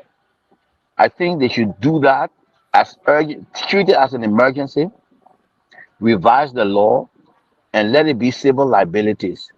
And believe you me, In no time, we had a different thing to see. All right. But I will reconnect you guys. Let me get on my ride. I'll reconnect with you guys. Tualu. Thank you so much, Councilor Man. And Mo, Esquire. yes. So today the RG was speaking. The RG was speaking today. You know, people been. I even saw Mo Pape posted. There's no way they can arrest that much drugs in Liberia, and they arrest money. Not even considering that the drugs are not meant for the Liberian market. The drugs is meant entirely for a different market. Let's listen to the IG as he explains this issue. Huge drug raid. You see, you always see huge cash with it, and it's right to think and believe that. In our case, Liberia is just a transit point. The only kind of money that will flow with that kind of stuff is probably the operating capital. So where you're watching the movie, where they go to the owner of the drug house and they have millions of dollars there, is not the case here. We did not go alone. This raid was accompanied by the sheriff. You all can go to the court and look at the returns. I think if my memory serves me right, the cash that I remember that was seized there was 7,000 US dollars. 7,000. Those suitcases where you saw, where the people thought that the money were carrying the suitcase, that money was inside. And the same drug, as a matter of fact, I specifically made it to open the two suitcases, give money, so your camera could be on it to see what was in it. That drug was in it, $7,000. And the minister already cleared. And before we say anything, Cole, I don't know where you were watching when we were talking about the power theft in the country. If you wanted to comment on the power theft issue, because it's a serious issue. People running businesses in the country, LEC comes over, they don't pay the bill, they disconnect them. LEC leave, they reconnect. But the same people will be yelling, Corin, you're going. I don't know where they expect LEC to get money from, Cole. So the same reason people steal current is the same reason they aid and abet drug traffickers. The society lacks ethics. We do not have an ethical foundation for conduct in our country anymore. We have allowed it to go for a very long time without correction. What has shocked me with this drug cartel business is how many people in our country think that it's normal. Grown people. I had a grown woman, my big sis, not even just grown, but a very grown woman, somebody that I should be calling my big sis, said to me, and Fatima, you know her well. She said to me, "Oh, Call, it's not that the drugs are meant for Liberian people to consume. They're not meant for our people. They're going to the white people in the country, so what's the big deal? If I had the opportunity," she said, "if I had the opportunity, I would do the same thing." And this is a mother. It's a woman. It's not a little girl that doesn't know any better. It's a woman. And I froze. I couldn't even respond to her. I started thinking about it. I said, my God, she thinks this way because this kind of thinking has become normalized. We've created a culture where money, cash is king. It's above God. It's above everything that we hold dear. Nothing we hold dear in the society more than cash. People will sell their souls for cash in our society. It didn't just get that way overnight. We've groomed a whole generation to put money ahead of everything else. Short-sightedness. So you can wear a big gold bracelet and big gold ring. Do you know how stupid and buffoonish that looks? You know how many actual legitimate wealthy people I know? I don't see them walking around with that type of gold. You understand? I have friends that have yachts. I know people, I grew up with people that have real money. They don't carry themselves like that. You got people sitting out in Liberia, poor country, walking around with big fat gold and all kind of things. They got money from drugs.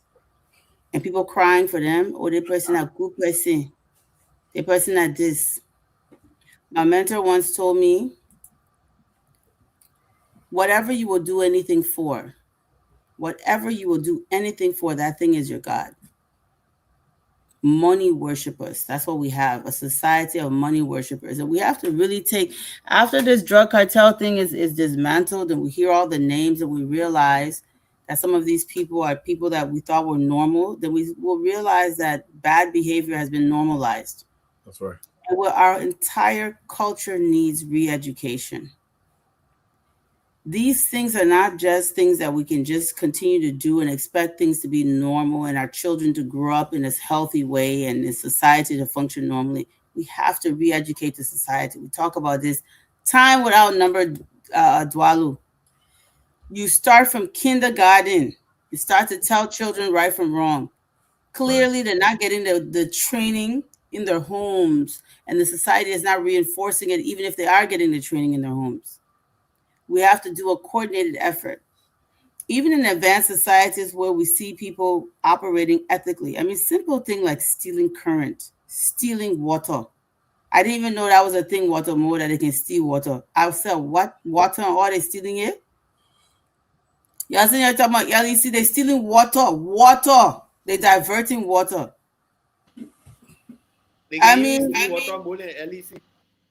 you understand? So the culture, the society has come to a point where it's okay to just take things that don't belong to you.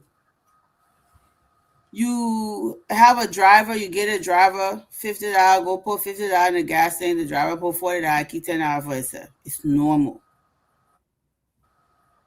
You send the child to school, the child take the lunch money and give it to the teacher because they ain't studied for the test, the teacher passed them. It's normal.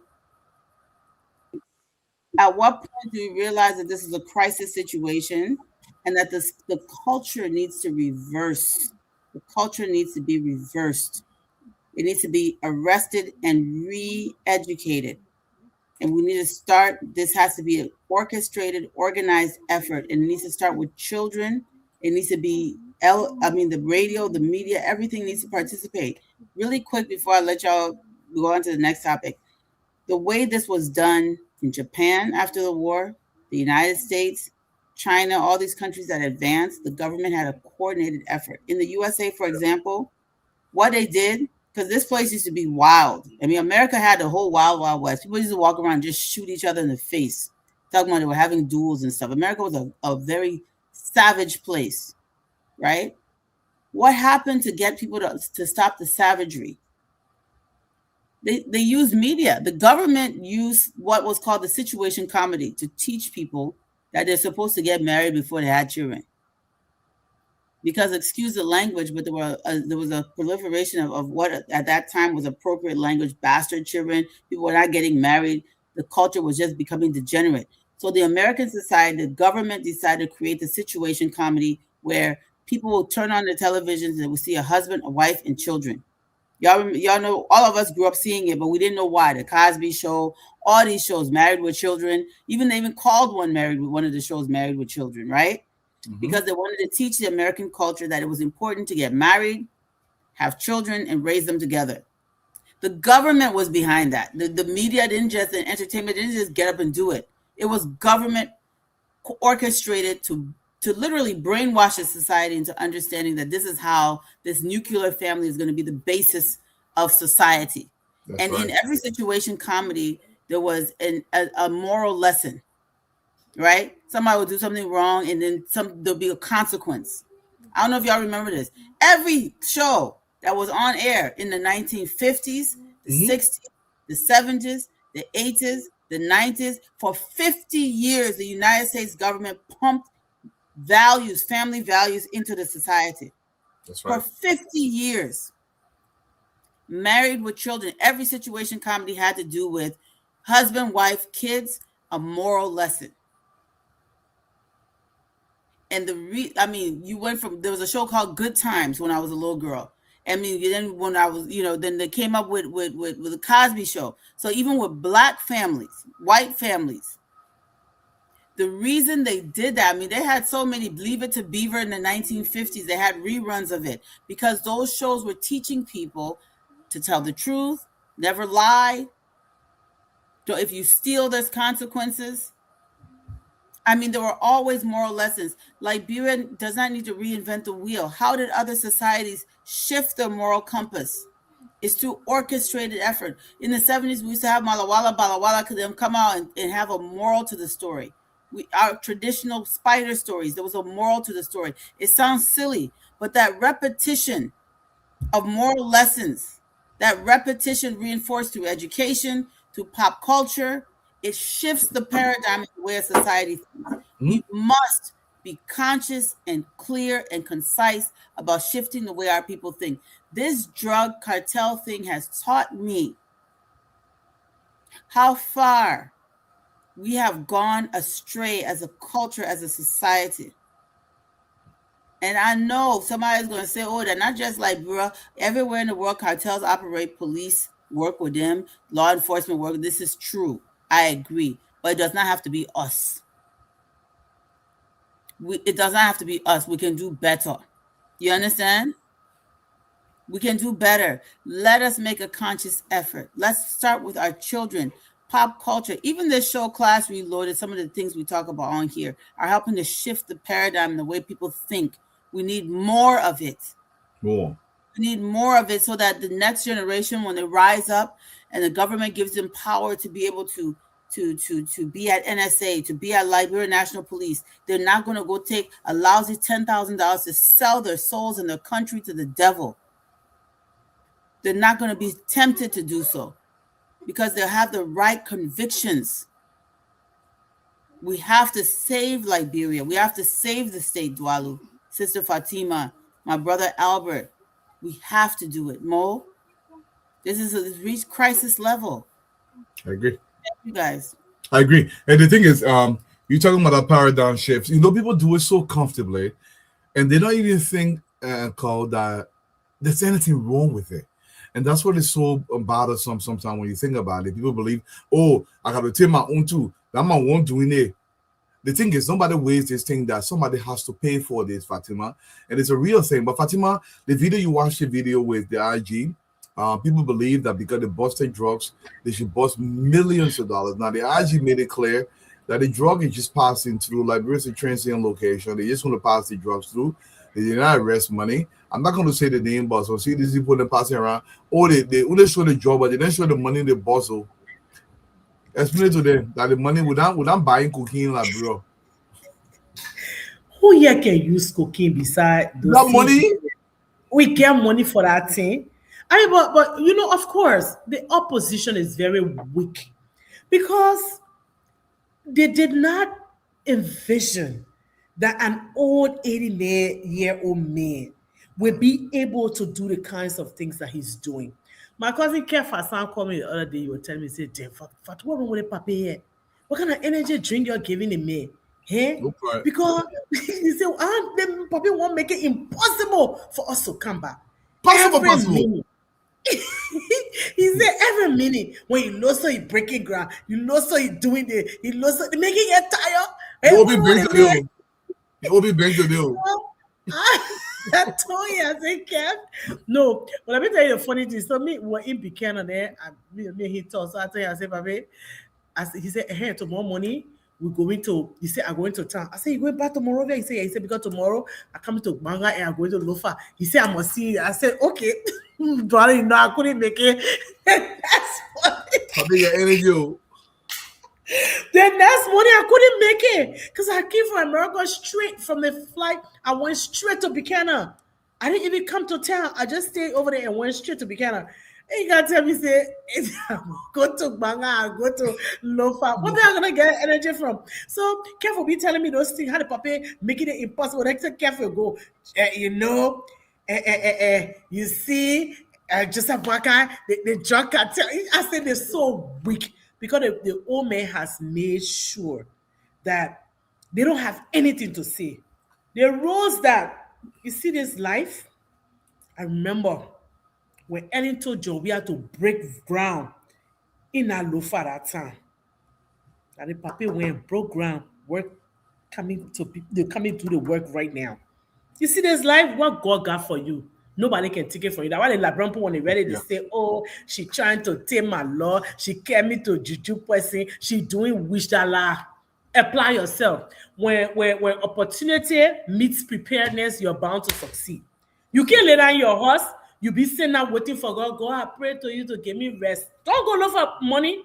God, please send me rest. Oh, God, please. No. And I mean, man, it will not happen. You have to apply yourself.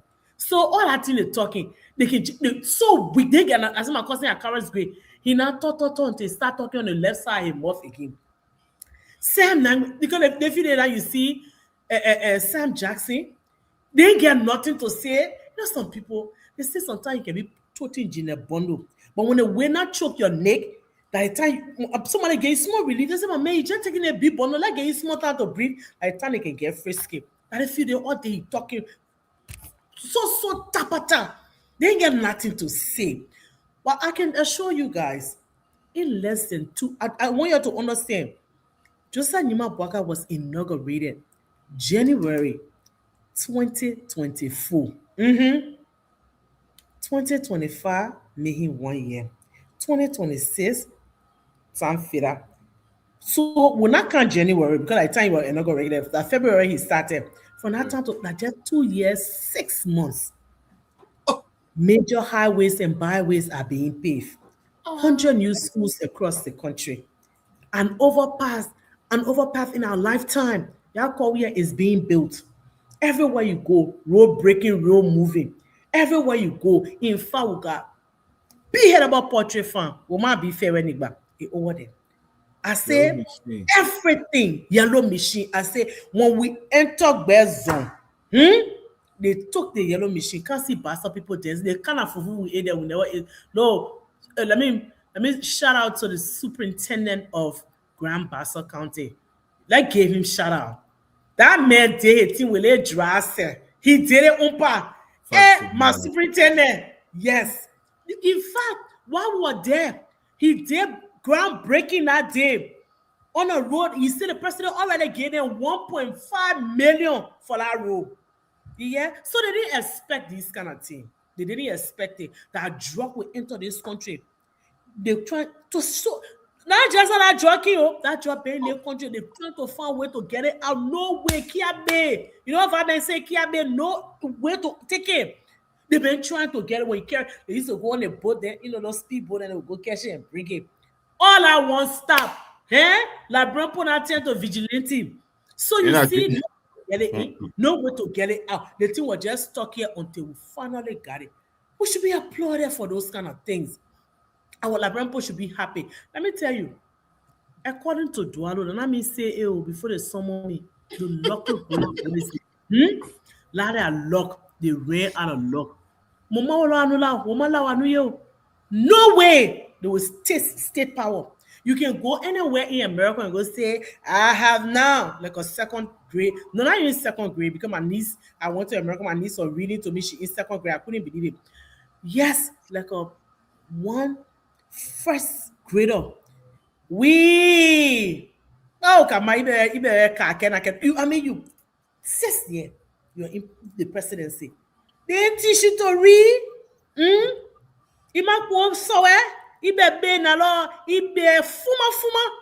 Might fire TFI. You hear?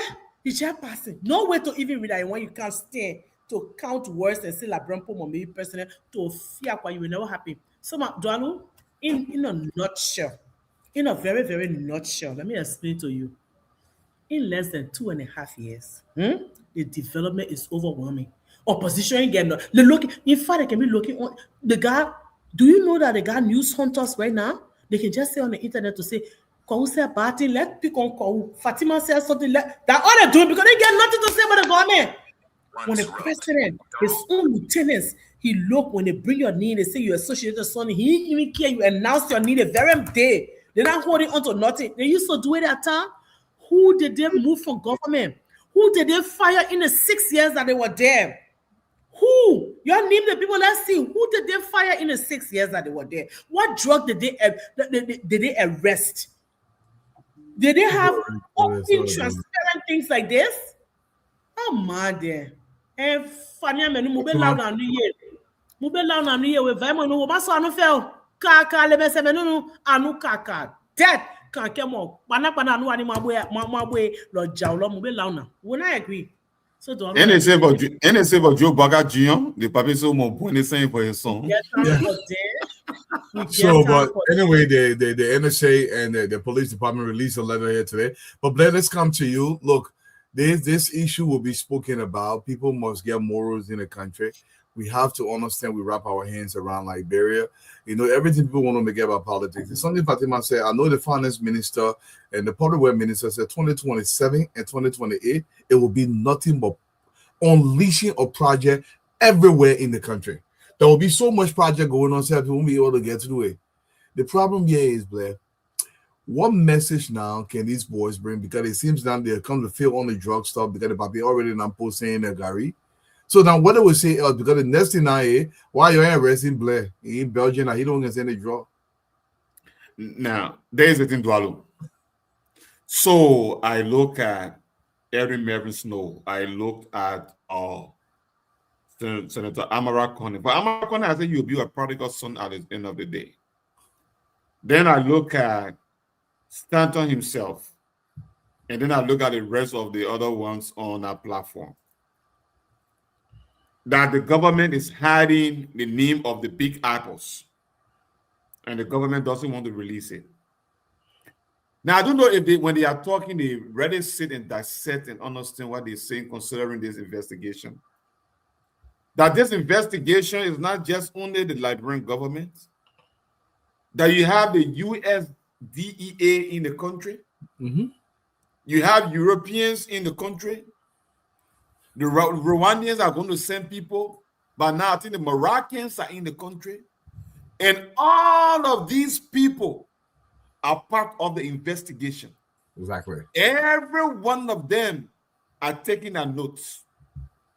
And they go in closed door and they knock horns as per what the other person think, and they make that decision. The only reason why the Liberian government or the IG or the Attorney General of the Republic of Liberia speaks is because Liberia is a sovereign country and they give Liberia the lead role. So, how can all of these countries, the Europeans, the Americans, the Moroccans, they have sat with the Liberian government and put all of that work together, and they tell the Liberian government to come and brief the country, then the Liberian government go and take people need from there.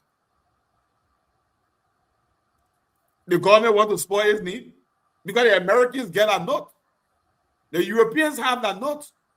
So it's so crazy that people will sit and think they want to blaspheme the people because most of the people, that is why I always say, Dalu, I was being on this program, Mo has to go to work every day. You say you have to go to work, Carl have to go to work, myself I have to go to work. We are looking at the time disparity between continents, Africa, America, Europe. What we are doing here, look, we have to do it, Dalu, because these people, they are preying on the mind of the ignorant people. The people who do not understand what is happening.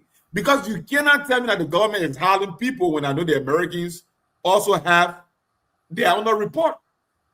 And every report that the Liberian government get, the Americans have it, the Europeans have it. So how can they shield people? The onus is upon people who have been arrested, people who have been indicted, to be able to call the names of people that they've operated with that are supposedly big apples. If you do not do that, even if somebody comes to the government and calls some big person name, the government is going to weigh that intelligence. There must be some level of culpability in that intelligence before the government can even hold you as a person of interest and begin to investigate you. Now the government will hold strong interest if some of these people that have been indicted begin to call names. Those are direct sources that the government have indicted, and the government will say, yes, we can go for the person. This person can be a person of interest. But for people like Rodney CA, I'm disappointed.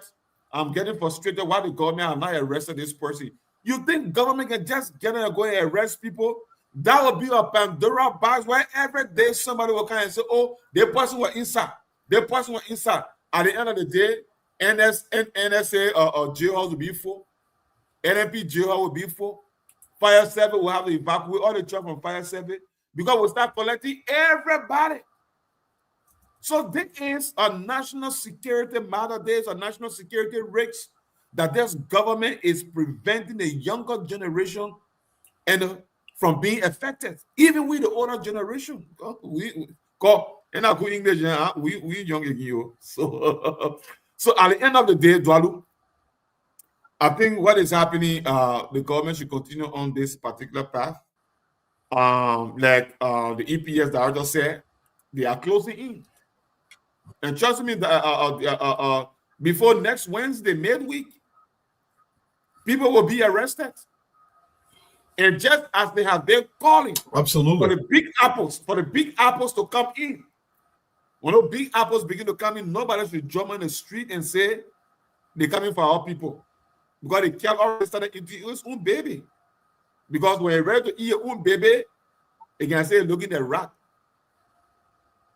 Well, big apples are the deputies of government. They are big apples. I don't know what kind of big apple they're talking about. Mo, let's come to you and finalize on this topic before we go to something else very quickly. You heard the IG. Your man is the main man saying they should have had a lot of money with this drug, even though cameras were present to show what happened. Now, I'm not here defending anybody to say, oh, somebody needs to leave money there and that, but we know there are no money. Whenever there is a staging ground, normally, even here in America, when they bust a huge drug, usually the time they don't find money there because drugs either tend to store the money away from their drugs. They don't want everything caught at the same time. So Mo, your final take on this topic. The IG has stated this. There was no money collected, and people that are going out there and screaming that the government took money, they're not showing the money. They in the cartel, they lie again. They lie. The 24-hour lamp more than 5 times. Then they say they lie. Mo, your final topic on this. I mean, final comment on this topic. Mo, okay, Mo hear us?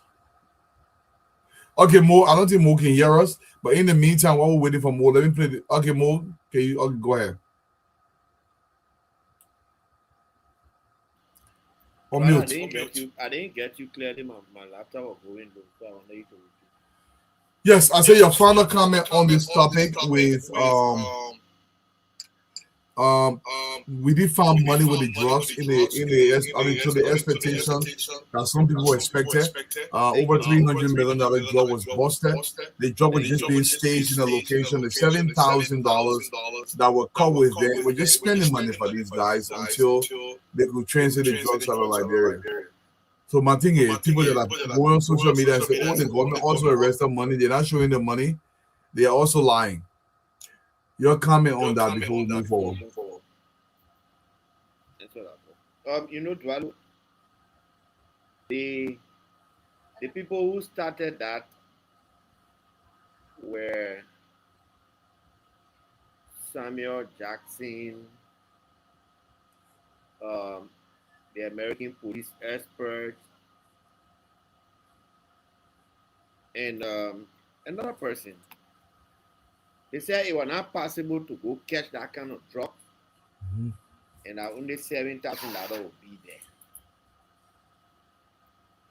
So I told Samuel Jackson, I said, yeah, he took all of money to go buy the thing cocaine where he can take to make to write trash on Facebook. Because people think that everything that happens the way things happen in America, that even happen here. And this is really sickening. So Samuel Jackson, you know where the cartel headquarters is in North America. You knew or you know how much was there. Why can't you go tell the police say they have $1 million there and somebody took it? But insinuation that the police when they saw the money they took it.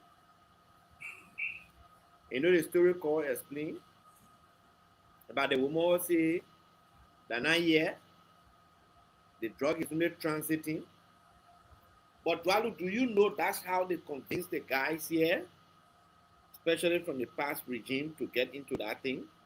And even some of the ones that they arrested, they dismissed and arrested yesterday, that's the story they used to convince them. They came out for the Liberian market. They just passing through. So why worry? Just cut your own, let the thing go. That's how they've been doing the trade. Yeah. Okay, so it's not good for you, but it's good for the other people. That's right. You know why with me, those people say, okay, you know what, since I had a behaving people will just open a way to drop the Kuzma go to their country. You know what will happen in this country? That level of stupidity. And called another only person who talking. There was a guy who was saying when they were burning the thing, he said, damn, Liberian people they not get sense. You're burning that kind of money, the thing not intended for you. You're just out to a lie pass through.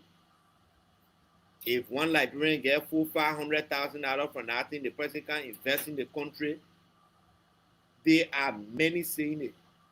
Some of the past official or whoever we're hearing that they will erect, that's how they convince them enough for the Liberian market. So your country should be used as a transit point to destroy other countries. In fact, the guy on the logic was, since the thing is for the European market, let it let it go.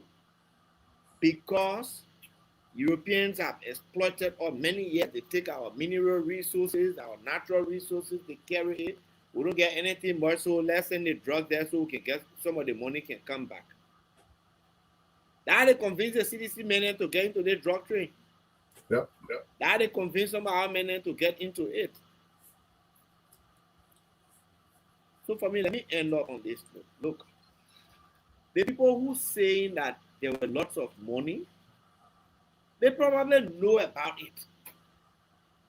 And I was talking to someone in the police today. The person said, look, leave these people for now because their intent, why you can invite them? In fact, that was my question. Why you can invite them for questioning? Because they're speaking like they have so much evidence on things that happen. The person say they are looking for a way to distract us from the main investigation. It's a tactic, it's a ploy, it's a bait. When we fall for it, we will lose the real issues. We will lose focus on the real investigation, and the criminals will go free. So let them continue. That's what they are on. And I'm happy that the security sector has figured them out. We pay no attention to them. They are losing a debate on the drug war. In fact, they got no right to be talking in drugs thing. They were thinking that they wanted drugs. We say we'll fight against it. Why even give them the audacity to think that they sort of toy in drug war? You were here, the thing was coming, you exporting it, then you want to talk inside. Thank you. And we're still all over the EPF boss has stated this today, Fatima, and Carl, we'll start with you out there. He said, listen, this investigation is going to go beyond this administration. It will extend into previous administration. There are former officials of government that may be implicated in their investigation. If it leads to them, there'll be arrest. Now, tomorrow morning, people will call it Weisham. In fact, what they're doing now in the press, people are literally pointing finger. Jojo said, "Oh, Jojo doing it, you doing it." The EPS, I mean the NSA, the not environmental, but rather the LMP has also issued a statement. Because the entire thing is, that call everybody need to say everybody inside with me, everybody low there, everything is confused that they are doing nothing. Let me just go with a little excerpt here before Cole can answer this.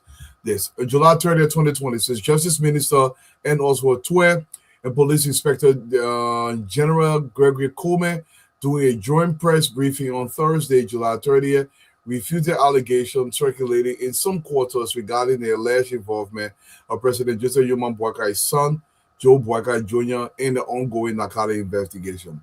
The two officials stated that investigators have found no evidence linking Mr. Joe Boakai Jr. to either the $19.2 million or the $376.6 million cocaine seizure, both of which remain under active investigation by a joint team of national and international law enforcement agencies. Here's the thing. Tomorrow morning, Carl, if the investigation goes beyond and they arrest former government officials, they will call it Weisham. Should anybody even care about that, Carl?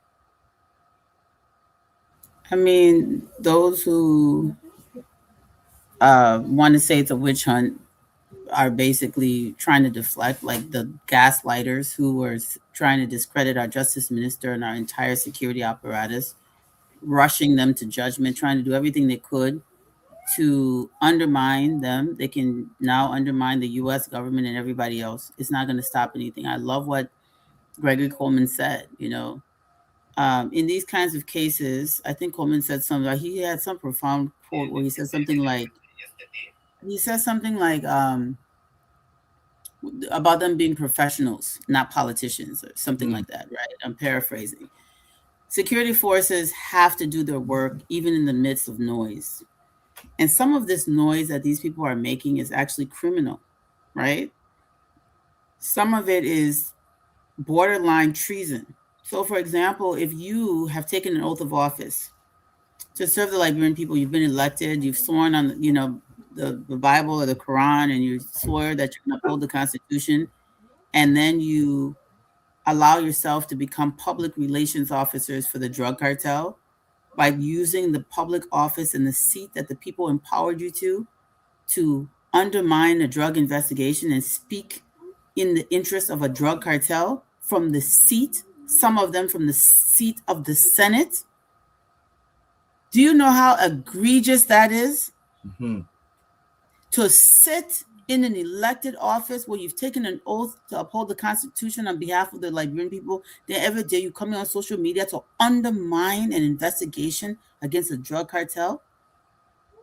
And we're supposed to believe they ain't paying you, they're not sponsoring you to do it. What are you part of the cartel? Or are you being sponsored by the cartel? Who does that? You've got people. So to answer your question first, Walu, no, people shouldn't care about these naysayers. You got all the ones say he journalist, he get newspaper a whole day, he running around pimping himself out on talk show platforms, making a complete fool of himself. Instead of him going and editing that poorly written publication as a closet newspaper.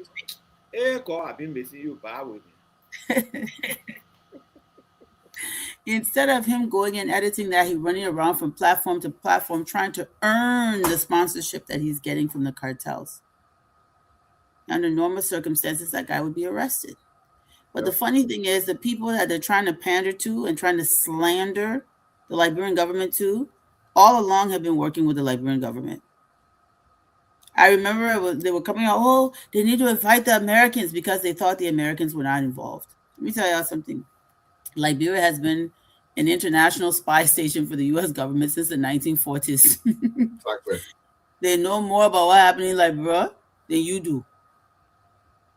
They know more about what's happening in Liberia than you do. Yes, we're a sovereign country. Yes, they recognize our sovereignty. But also, they have their agenda to protect themselves and their citizens. And they do so all over the world. They don't care. Even in the UK, the United States knows what's happening with their citizens. Even in Japan and China, wherever Americans are, wherever American interests are, they are nosy. They want to know what's happening. It's part of their own national security apparatus as well. So if you think you're going to sit in our little republic and be doing nonsense, and then you come go to the same criminal cartel people go running to the U.S. Embassy, oh, the boycott administration, they just be looking at it and laughing at them. Look at these fools, they must say. Look at these fools. There's nothing. The last thing I'll say on this topic, guys, I've been around for a long time. I have friends that have served at very high levels in the U.S. government. And I watch and observe how they operate. Let me tell y'all something.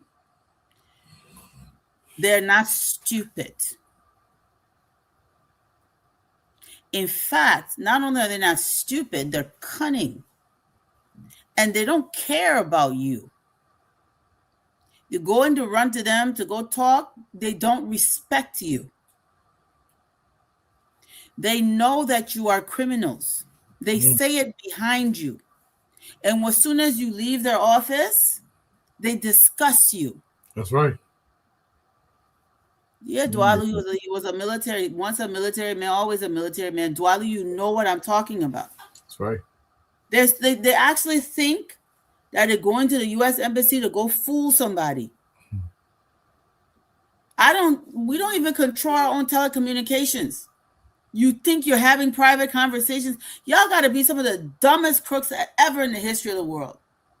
Even the cartel is stupid for thinking they can just freely, willy-nilly operate in Liberia because the government officials said they're going to go ahead and facilitate. How long did you guys think that was going to last? Even you bribe the U.S. ambassador, said somebody else will come. You understand? Even if you bribe the EU ambassador, says somebody else will come. Liberia is one of these countries that, despite our sovereignty, we've always had to open ourselves up because of lack of resources for others to come in. And we've always had very powerful partners. Great Britain at one point, the United States government, Germany even before the war, before the world wars. So all of this thing they're doing, it was self-sabotage. That's right. But the Americans are mocking you. They know you. You're marked. Especially those of you who are citizens of the U.S. government, the United States, who are working in Liberia, in the good Liberian government. They watch you even more. Councillor Kofa, they're watching y'all even more. Those of y'all that got U.S. papers, citizenship, and you work in the Liberian government, you guys have zero privacy in that country. No. If you think that y'all can just go burn Capitol building and then be passing around and the Americans don't know about you, lie. They know. And y'all were involved in burning Capitol building, y'all children going to school in America. What are you thinking? All these things that they're doing, the Americans know about it. President, we are summoned. They didn't go sanction people on Astrid. It had to reach a certain point. It's not Liberians that want to snitch and say, oh, these McGill, them doing this. It's not Liberians who snitched. Americans knew what was happening before our own government knew what was happening.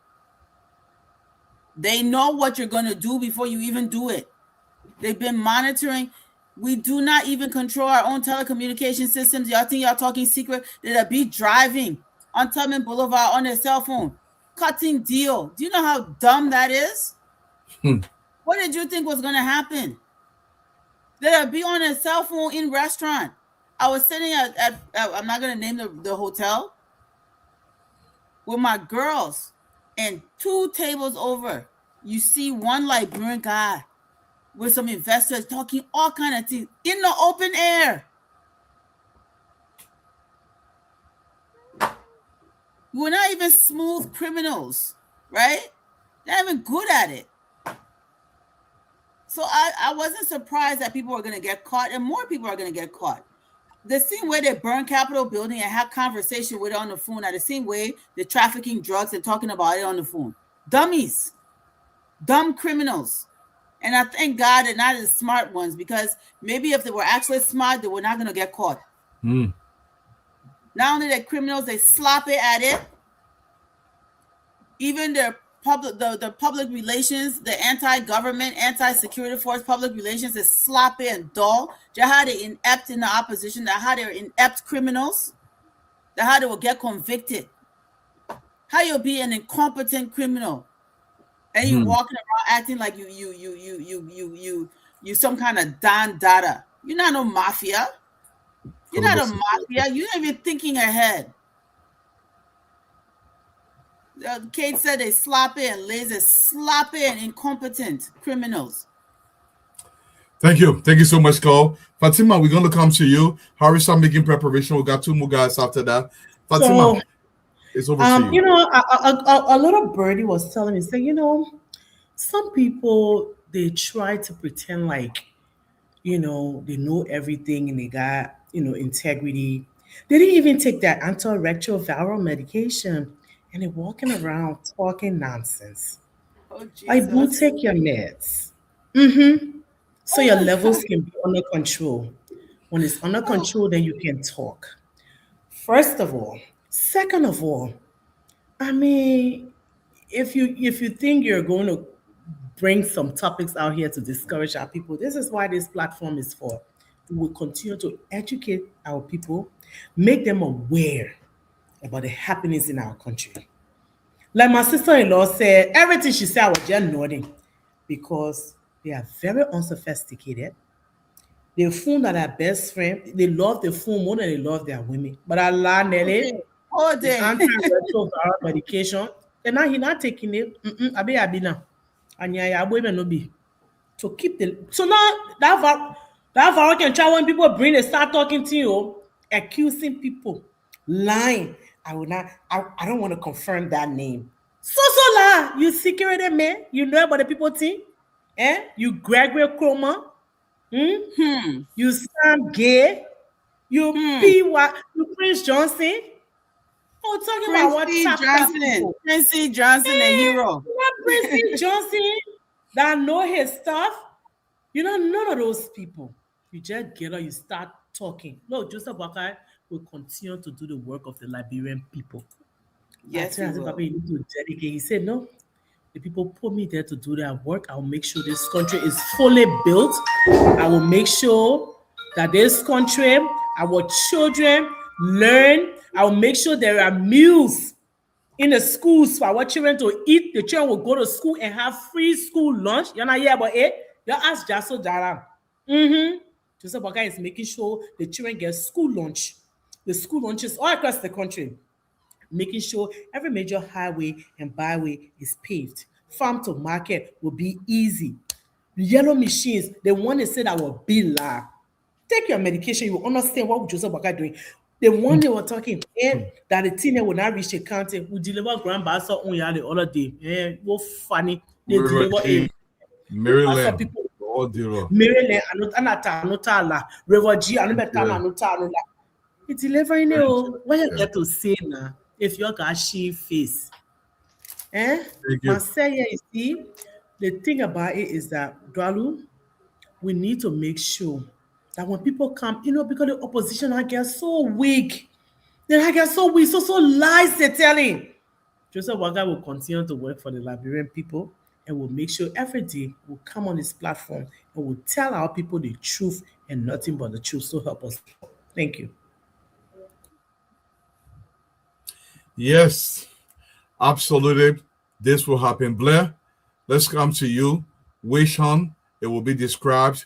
I want to get ahead of this because I know this is the newest that will come in the country, but this drug must be fought. The president has told the country there will be no sacred cows, there will be no stand butter, there will be some oil leader, but the president said the pay is evident where he will go there. Anybody who screams wish on tomorrow, nobody's going to listen to you because this country is far way more valuable than one individual. Your parting statement before we go to the phone lines. It's still a simple Dwalo. And they call themselves investigative journalists. They came up with their own names, according to their intelligence. The government coming up with own name. Let's see which of the list got weight. Since they've been calling people name randomly, they've been talking about government officials, especially within the executive, got property that at the end of the day, not in the fruition, it is for the township. All of the wrong information that came to distract this investigation. The government is going after everything that stands in its way. And even if the 1 week I came in the country, the government heard that, I work in the country, you're associated with, then they call me. If I get money, I'll pay my way, I'll go there. They'll go and celebrate myself. Duality is just too much. Now, one or two, these people who are talking, Dwalu, now what I tell them, these one are issuing threats to the police RG. Every night I saw some mess from the analyst newspaper on something editorial some time ago. I went through that stuff, I researched them on Mo Ali, they were the media blackout. The thing here is that the biggest client is government. So who do they report on? From the news, from the publisher to the radio stations. The government is the only institution that they talk about most. The news thing is government at the up that they talk about most. So if you want to issue a media blackout, who are you going to talk about? If government doesn't buy a newspaper, who will buy? The amount of people who say, my man, please let me see your newspaper, they even 10,000, 1,000 times money. One man buy a newspaper, 50 million other men, brother, let me read a newspaper. If government buy a newspaper, they will have anything. They will end up sending it to Pepper Karaomane or Roaster Gasao people. And all of these things they are talking, they want to add so morally upright. How many people already buy newspapers? Some of them have built mansions in our country. If government say you bring your balance sheet, because by right, all of these businesses are supposed to publish a balance sheet at the end of every year. These are business institutions. If government decide to audit for the last 20 years, they know how many of their properties will be confiscated because their profit margin alone cannot build the properties that they build in the country. Profit They margin. know that very well. They know that. That's why I was telling Froggy the other day. Froggy want to add that he's the best publisher in the entire country. And I told Froggy, I have bought a case. I'll be behind Froggy, just behind the other lawyer. Seriously. Vision. Thank you, Bless. If somebody eat people baby in the country, what can catch your poison? Get your poison. And Mo, I know you remember back the CIA summoned former President Wiato Langley here in Virginia. We heard about the drug issue when the sanctions happen in the country.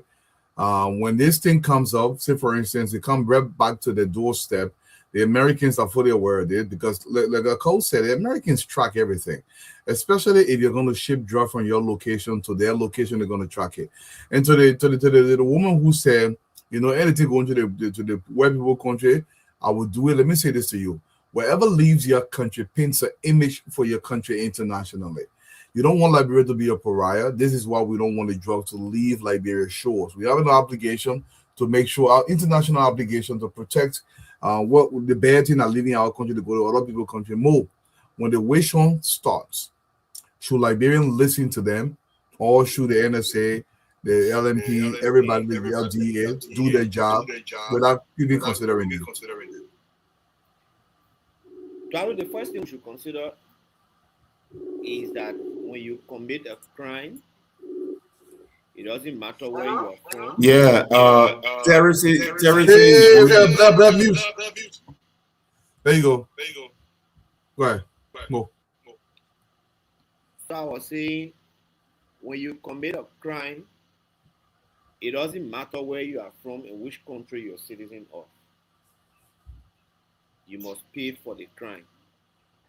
So whether you are in CDC, you are in UP, you pay in CMC, or whatever C or P you are in, they will catch you. And they caught somebody from where, I don't know, they two white people, fake white people, what are they from? Colombia, Spain. They're from Serbia. Oh, they're from Serbia, right? I real white people. Yeah. And they caught them. So the other people they caught in the government, deputy director at NSA, deputy director at LDEA, deputy at RIA, police crime investigator chief, policemen, NSA men, procurement director at gender. Who not cry but which one? Let me tell you something. Nobody should make it low leg. When a certain group of people commit crime, they are not supposed to be touched. They have been crying for top government officials to be arrested. Why aren't we crying that it's a which one that they are saying that we should be arrested when we don't even know about it? I can show you several posts where men say Buhari involved in the cocaine thing. And I can sit down here one day to say the wish one thing, and they called for my arrest.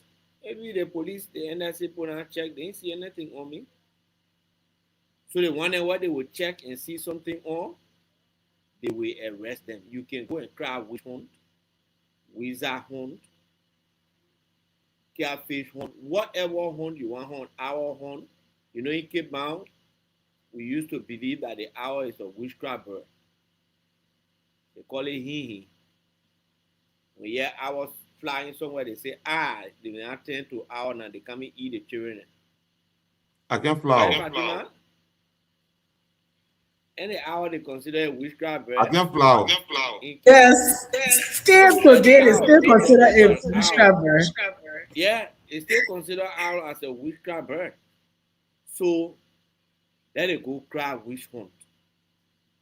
Anywhere the cartel is, will chakla them. Our country will not be used as a transit. You see, when they sanction the people, there was a crime they put in that sanction, an allegation. All of them who they sanction, read it, they put money laundering there. All of them. That lie. Money laundering comes from 2, 3 things. Number one, that drug. That's right. The people who are involved in drug business, it's never a legal money, so they have to find a way to legalize it. That's very smart. Number two, those who involved into black money business, croaking people, BM, they have to clean the money. Then the third group of people that they want them who can steal, for example, from government. Who knows if it is not for drug money that they've been laundering that the people put them on sanction for? Look at all the crimes. Money laundering, money laundering, money laundering.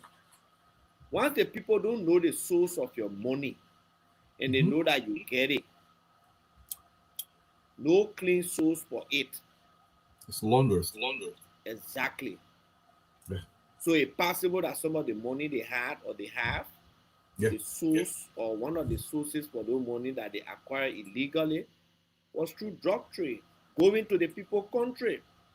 So the people who can sit there and say, oh no, you are not intended for Liberia, you will feel the consequence. Because when your government does nothing and the drug passes through your country and go to the people country and suffer them, they will sanction your country, you will feel it, and all the oil will be sitting and will be crying. So whether you intended for Guinea, intended for Ivory Coast, intended for anywhere, we'll catch those who are associated with it. So you can cry which one, any kind of hunt that your business. We're hunting witches, we're hunting wizards, I love that. can allow drugs to pass through their country and go to other people's country. And I want to say this, when being ready to come small beginning, you can say you're running for president again. Yeah, Joey, I get down, Joey ready to come all the citizens and listening what he's telling them. He's little more pay that due. Let us pay our due so that the party remain financially and politically prepared. Your dues are more than money. They are a seed of commitment, a pledge of loyalty, and a symbol of hope. Yeah, Joey ready to come the minute. Yeah, but look. So all the money, man, if Joey get down, yeah, and how they come on screen, yeah. Joey say I'm gonna pay all your due, all the citizens, you pay your due, they're gonna pay your due. Is a symbol of your commitment. And then we'll come here. I did that for. How are you talking about the show? Last scraping there, the last scraping. Dwalu, I'll tell you something. Just play 16 seconds on the main. I mean, don't be sending it to Western. Send it to my messenger. We free on Facebook. Let me see. I don't think so. Okay, hold on. And the last scraping, how is it in the background, guy? Because messenger above 5 minutes, you can't take things. Oh, okay. Oh, yeah. You blame something about. Man, let us pay our due. So I can come the man one more time. Last scraping. Last scraping. Fatima, that have a phone. I never Joey will call for meeting, 18 people show up. 8 of them are journalists. You know the way they wrote a dream. The way they wrote a dream you were reading. That they wrote that speech to say he recontested. He contested 2021. Just look at him. He bent his head down to read that dream. Him, the Oh, yeah, he bent his head down to read his speech. Put it by his page. Just watch it. Then I think I let to observe.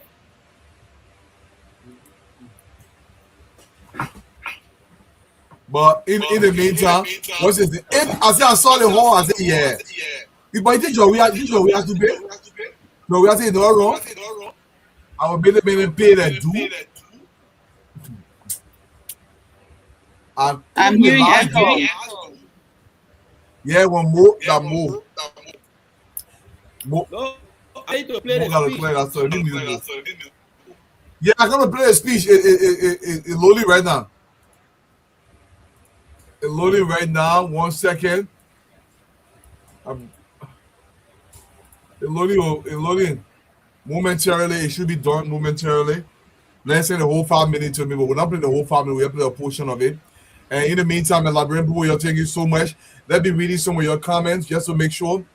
We got KP about to say they should have gotten AI to read it for you. I agree, Kip, because that one you are doing, I'm even reading.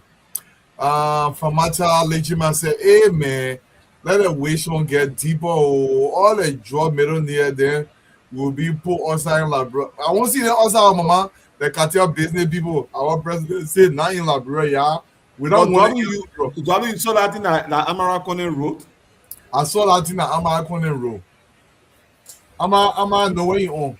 Yeah, but when you born, I'm not ignorant. Amara know where you own me. Amara get a lot of it. Let me play out here. First, by the Bwaka administration. The promised rescue, the promised transformation, the promised prosperity. Instead, families are struggling to eat. Businesses are collapsing under the weight of a bad economy and high taxes. And the Liberian people confidence in their own institution has been broken. The level of executive interfering into the other two branches of government has never in the history of our post-war democracy been as pronounced, as reckless, or as dangerous as it is on this. Okay, don't hear our here, don't hear our here. Okay, Okay, so before you come in, Dwalu, I have to Yeah. say something. I Yeah, go listened ahead. to that speech after our Auntie Miata Fambula spoke her mind and said what she said unapologetically. They had their little cyber bullies trying to bully a giant. They're not even mosquitoes. They're not even ants. They're like little butterflies bouncing off of a giant, right? They can't even affect her. Only for Wea to come out and vindicate Auntie Miata for what she said and show that she spoke the truth. I listened to him speak, and all he did was it was pure vindication for He the said Oma. it. He does not speak. Yeah, he says little words. She said it, and they got mad. It came out in drones. They started cussing, Mm-hmm. cussing the old man. And one of them was saying all kinds of rudeness. Mm-hmm. How Auntie Miata this and that. I said, "How about your We mom? agree. We How agree. about your mom?" I didn't agree. We Oh, agree. I said, "How about No, your we mom?" agree. Well, and Let's now, go. people say, "Come here, but Ijaku ita wala bama." The thing you left for your husband, why you can carry us out? And the I man is started did. talking in the I house. said, "How about your mom? Let's compare mothers. You want to talk about Mm-hmm. somebody, mom? How about your own mom too? Let's discuss her. Oh, they got this. Oh, Paul, you going too far? No, I ain't going too far. It's me other too. That's somebody, mom. But Understand? Honestly, I'm we coming have on my to. call. The I'm other coming part on of my the call. speech, The people They're where not they hating me. put, They're I'm not like, they hating want, me. Don't get they me the only wrong. people that don't have no, morals. other You way. see other people can Paul, come out to talk. as a Listen, social I have worker, morals, so I ain't cussing anybody, Paul, man. Paul, Just wait to now. have SIL, as a social worker, we have to also understand his intellectual disability. No. I mean, okay, but I'm telling you the thing, they make that intellectual disability. Yeah, Fatima, yeah. They think civilization thing I No, can but get on bringing. a serious note, I'm not mad. I'm not mad about it. Like I said, I've been Fatima. They now come behind you Listen, it's water off a duck's back. You know, ducks don't get wet. Go in the water, you get wet. Right? That's what we on. Water off a duck's back. And they think by doing this to intimidate people into silence. But the more y'all do, the more we'll talk. But today, George Weah, or yesterday, wherever he said that nonsense he said, he vindicated Auntie Miata was right. She was not being any leader, she was being a traitor. Yep. The man embarrassed the country. He continues to embarrass himself in the country. He's an embarrassment. They're not lie. All the things they're talking, where's the lie in the thing Auntie Miata talk? Where's the lie? That's how phone call. Total embarrassment. We'll play him again. We'll play George Weah again and again because Weah is the story wrote itself. He's his own opposition. Absolutely. Right? Nobody can oppose Weah better than Weah himself. Nobody can discredit him more than he can discredit himself. So in order to discredit Weah, just play his own words. I hope he talks more and more. I hope he come out and talk more things again for us to hear. What a shame. The man can't even pronounce words.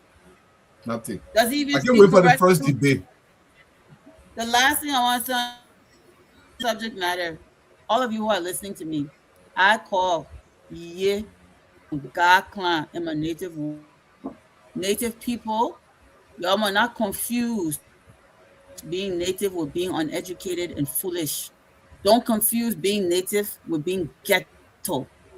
You understand? Ghetto people being ghetto and granite is not synonymous with being native. Exactly. Some native people are ghetto and uncouth and rude. Some native people are zogos. But it doesn't mean because some native people are zogos, that zogos represent native people. You understand? Akaris Gray is not representation of all Vai people. You understand what I'm saying? He's not a prototypical Vai man. That man a Gruna man, that ghetto man. George Weah say he from Grand Crew. He's not looking like Grand Crew person. He's looking like Montserrat Crew man from the boroughs of Bushra Island, right? Gibraltar. That man looking, right, from Gibraltar, from across the swamp. That man is not a representative, prototypical native man. So when y'all talking native, don't be bringing the ghetto people to represent native people. We plenty, and we come from all walks of life. Some of us went to school. Some of us have traditional values, and some of us ain't get no value at all. Some of us are money chasers, money worshippers. Some native people are ghetto boys. Native people are zogos. Those people don't represent all of us. That is my point. So when you see Auntie Miata saying that the Zogos are not the prototypical native person, it might not be the symbol or the embodiment of our people, that is what she's talking about. Exactly. When y'all want to find native person to be the embodiment and the prototype for our people, y'all go look at it. The Sekou Duclis, the Moalis, the Joseph Nyema Boakas. Those are the native people that represent native people. The ones that try to learn something. The You guys sit family. down anytime, any kind of person that are walking around smoking Viazi, and we say, oh, when you say the person is smoking Viazi, then that person, oh, they don't like native people. No, they say the native man smoke Viazi. Yes, some native people that smoke Viazi. Those native people don't belong in leadership. Stupid and native are not synonymous thing. Y'all stop it. Thank you, Cole. What's his name? You can come on screen now. Let's take some calls from our people from back home, Harris. Let's take a lot of calls. Yesterday, our people, they wanted to call, they couldn't call. If they can double down today, we don't mind giving them extra time to call into the show. Let's take some calls from back home. Wait, Walu. Tena asked Fatima something. Fatima, again, an educated Vi woman, but Tena wants to know how many people were in the hall. No, it was 18. 10 of them were, 8 of them were journalists. Yeah. Plus the little white man, his wife. Hey, Fatima. No, it was not 18. I can't tell. The hair count was 18. And 8 were all journalists. Look, if I had bought out money, I will eat my balloon money because you put out money on the table. You put out money on the table. So what's his name? Harris come up. I read something today. President, we are trying to clear. And he said he was to the main house in Staten Island back in 2010 when the DEA raided the place. He said I was only visiting the man and the people arrested me. Yeah, Joe, we got arrested in America for the drug thing, but he said he need what I inside. Eventually, they let him go when he finally went and took the course for it. Let's take some calls, my brother. We'll go to the lines and take your calls tonight. 0778 0778 080-561-644, 080-561-644, 0776-293-620, 0776-293-620. This person is on. Let's hear you. You live the name you called from. Leaving you live.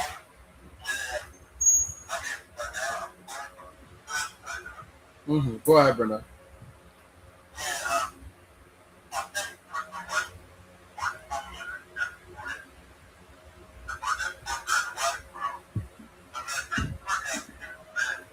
You're a little low though.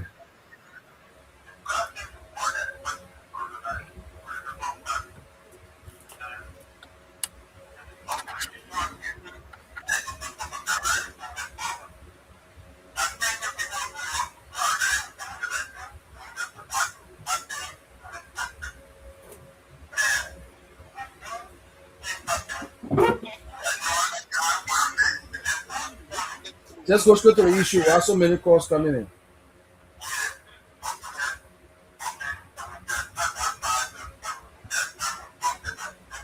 Okay, thank you. We'll leave you. This person is on. Good evening. Thanks for joining us. Good evening. Let's hear you.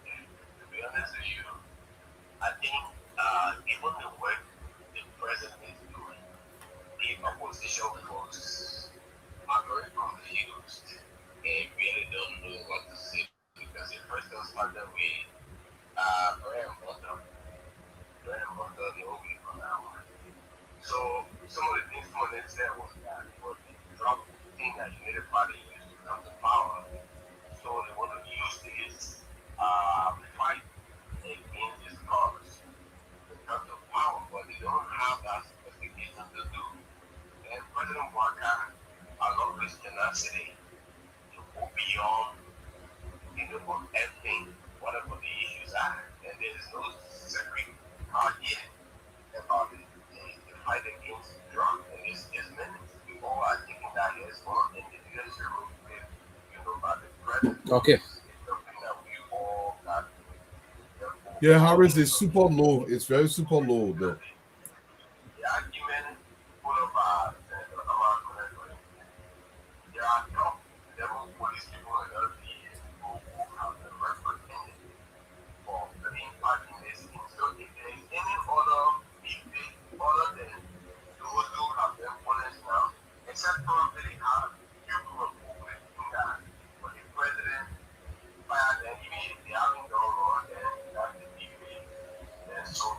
Okay.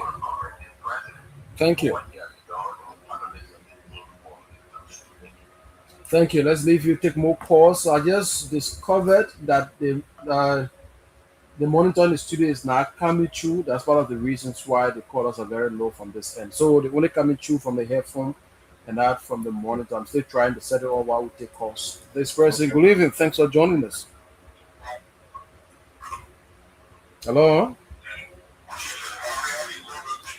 I'm doing great at the ball. Let's hear you.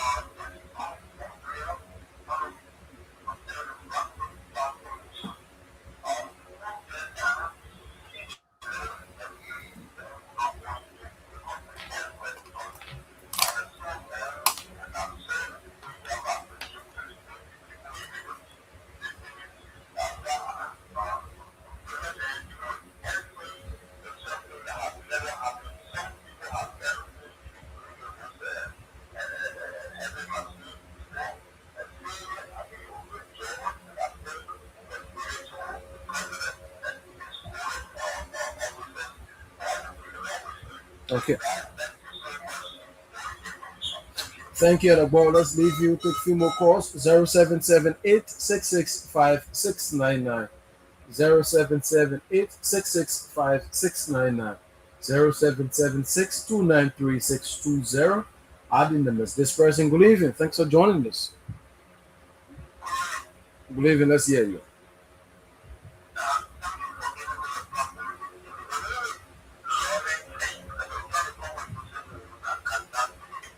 Mm-hmm.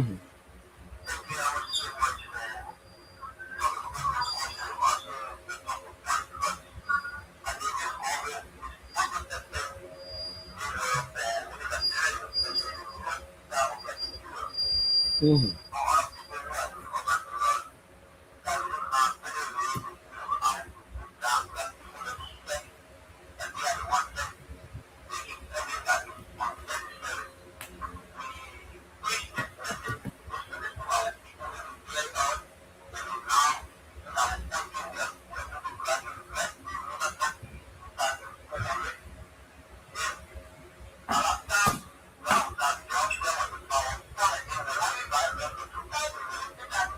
Mm-hmm.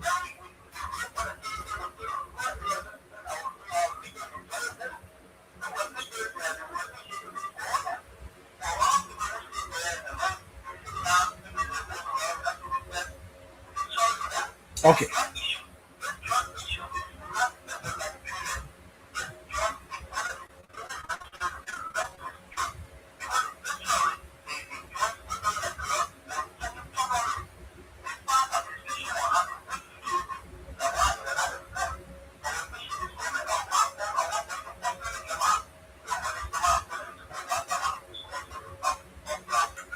Okay, thank you. Let's leave you 0778 665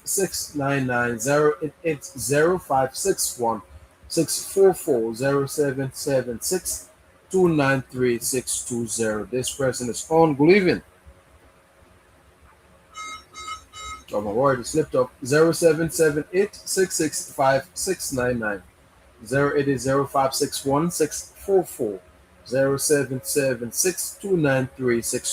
This person, good evening. Hello? Let's hear you. Go ahead, you live. Good evening, let's hear you. Seems like you're not ready yet. We'll have to leave you and speak with this person. 0778 665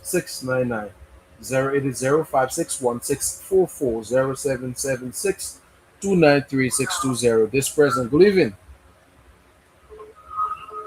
Hello? Yes, let's hear you just away from your. Oh my word. It seems like you now. I don't know why. Go ahead, you live. The name you call from. Let's hear you. Good evening. Go ahead, you live.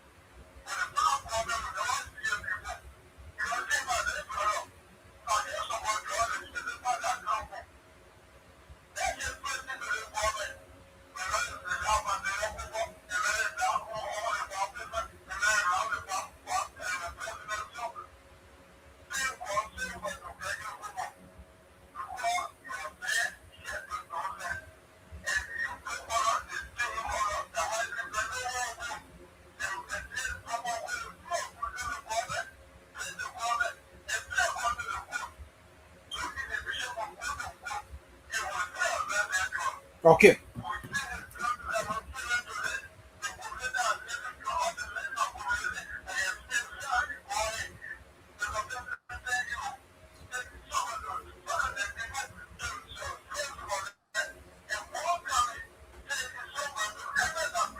Okay, thank you. Leave you 0778665699. This person is on from this end. You like the name you call from where? Bolivia, let's hear you.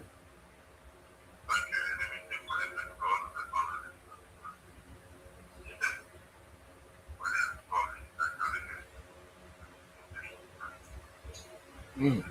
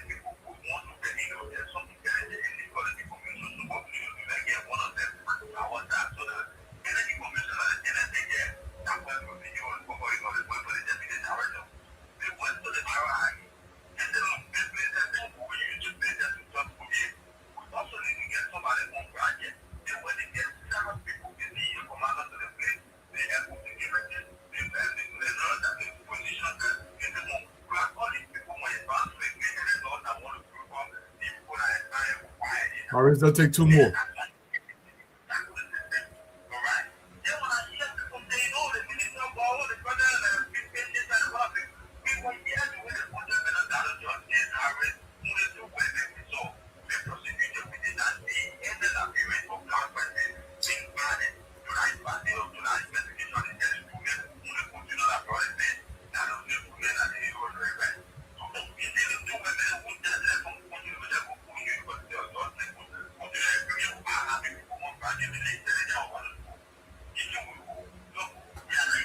Okay.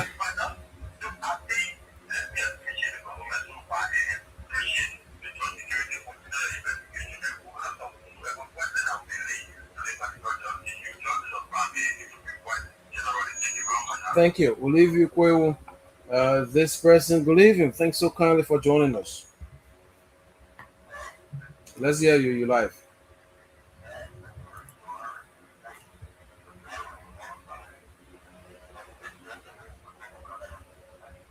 Mhm.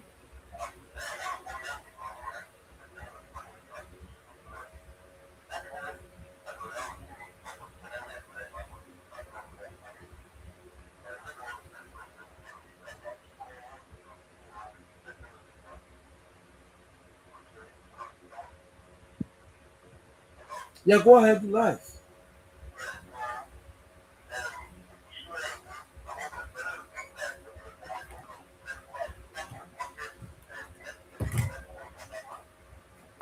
They'll call it quits, yeah, Harris, after that call.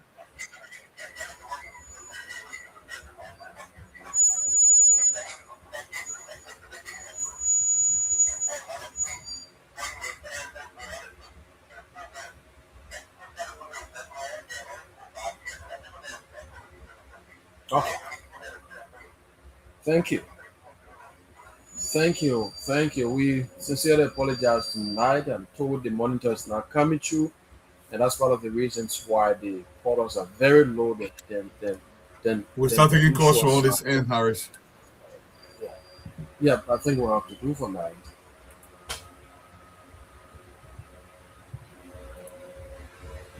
Okay, for the international callers, Harris, you all set, right? Okay, we can take calls from on this end. The number is 774-578-1963. Call into the show and have your say regarding anything that we spoke about here tonight or anything else for that matter pertaining to the country. The line is clear now. You can call into the show. Let's take a call. Hopefully, this side is much, much clearer. Harry's having some technical difficulties in the studio tonight, so the calls were very low. International callers, you can call into the show now. 77. There we go. Let's take our first caller here. Caller, you're live. Yeah, good evening. You're live. Good evening. I just want to thank the government for the role that they play in the fight against drugs in our country. And we want to encourage them to do more. But we Liberians have to come together, the diaspora and those that are in country, come together and fight this fight, which is our fight. But the government has tried to control the drug trafficking in many ways that I see from my end. The government has tried to deploy advanced X-ray and detection technology at the ports of entry, which has led to the capture of those drugs. The government has also increased border security. Even though it may not be adequate due to budgetary constraints, but I believe that they have done well to even be able to arrest that quantity of drugs. Yeah. The government is also intercepting last year drug shipment before even they can enter the domestic market. So I want the Liberian people to understand that even the government focusing on enterprise leadership of these cartels and also those that are involved, their collaborators through the DEA, we should help commend those who are fighting this drug rather than being critical of them. Otherwise, we're going to lose the fight. Thank you. So I appeal to all of us, let us fight a fight that will save our country now and in the future. Thank you so much. Thank you. Thank you. Thank you, sir. Caller, you're live. Your name and where you calling from. Hello, caller. In the meantime, while we're still waiting for callers to come here, we got Daniel Puka. Daniel Puka, let me read your comment here. He says, Samuel Jackson. Okay, we got another caller here. Caller, you're live. Hey, Jerry, you're welcome. Thank you, my brother. I think I want half lap brother a opposition example, then find different topic because the drug issue, the Bible already talked about it in vain. That was it. Yeah. So they really need to find different topic now. You guys, thank you for the show. Let us continue to do well. The country going to get better and gradually. I heard the man who say he get that degree, he say he coming back. Coming back to do what? Or to change the entire constitution? That no fine girl will live on their own, that will go see the president. You think we know your whole day? Coming back to do what? Or the Marfini? Coming back to loot more? God forbid. Back to the Senate. Thank you. No more that accident will happen to our country. If you ain't nobody else to run, let us know for somebody, but it can't be you again, Bravi. You got in our constitution free, they put in the history for free. You say you coming back? God forbid. Well, thank you for the opportunity, brother. Thank you. Thank you. Caller, you're live. Your name and where you calling from. Hey, this is Bokai calling you from Iowa. Hey, you're welcome, sir. Yeah, Balu, I want the happiest man Liberian now. I mean, I supported this president and I stood by him all throughout. I have to send money to make sure that people go to vote, to places and everything. And so when he won, I was so happy because he stood for one thing, that drugs were going to get out of our country. And yesterday, he lived up to that. Thank you, President Bokai. Thank you very much. You know, it's something, it's of joy when you see someone you voted for and you see them doing the work they're doing. You say, Rose. Look that roads is being built. He said, I'm going to get rid of drugs. See, drugs is getting rid of. He said Liberians will no longer be left behind. You see the Ministry of Youth and Sports. See the amount of young people that are being trained. I mean, what more do we need? What more can we say about President Bola? What more? I mean, it's so when anything I think about President Bola, I feel so emotional. This man was God's sin. I don't care how people feel. I don't care how our backyard many feel. I don't care how those citizens think. This man was sent by God. Michael Francis, his prophecy is coming to pass. Bishop Michael Francis' prophecy is coming to pass. Thank you. Yes. And Thank so you. we must say, anywhere we are as a Liberian, we must hail this man and say thank you. And I wish, brother, let me just end, please. I wish that this man, 2017, was the man that you are going to elect. But now we are far better than I what agree we with are you. today. I agree with you Thank 100%. you very much. Thank you. And let that bless President Bogai very well. Thank you. Thank you. Caller, you're live. Your name and where you're calling from. We'll take this call. One more caller. Caller, you're live. Yeah, I'm David Dennis, calling from Minnesota. You're live. Oh, I thank you guys all so much for the effort. May living your less busy schedule to be over here and educate all and inform all about the upcoming in Liberia. But one thing I want to say is this. All the ministers that were appointed by GMB, they need to come on the platform. They should not wait for 2029. And if they wait for 2029, they will regret it because 3 years from now, I pray GMB to downsize most of them.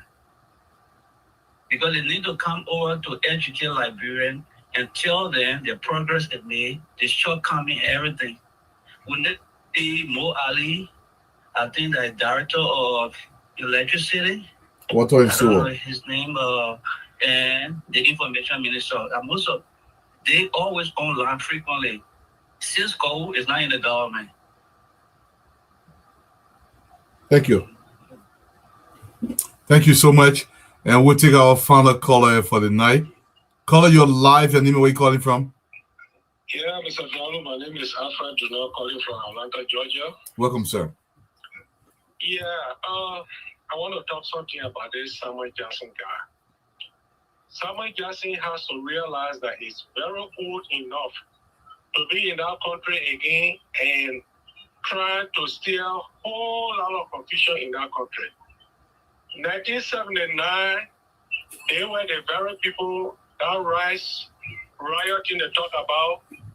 He participated fully in that.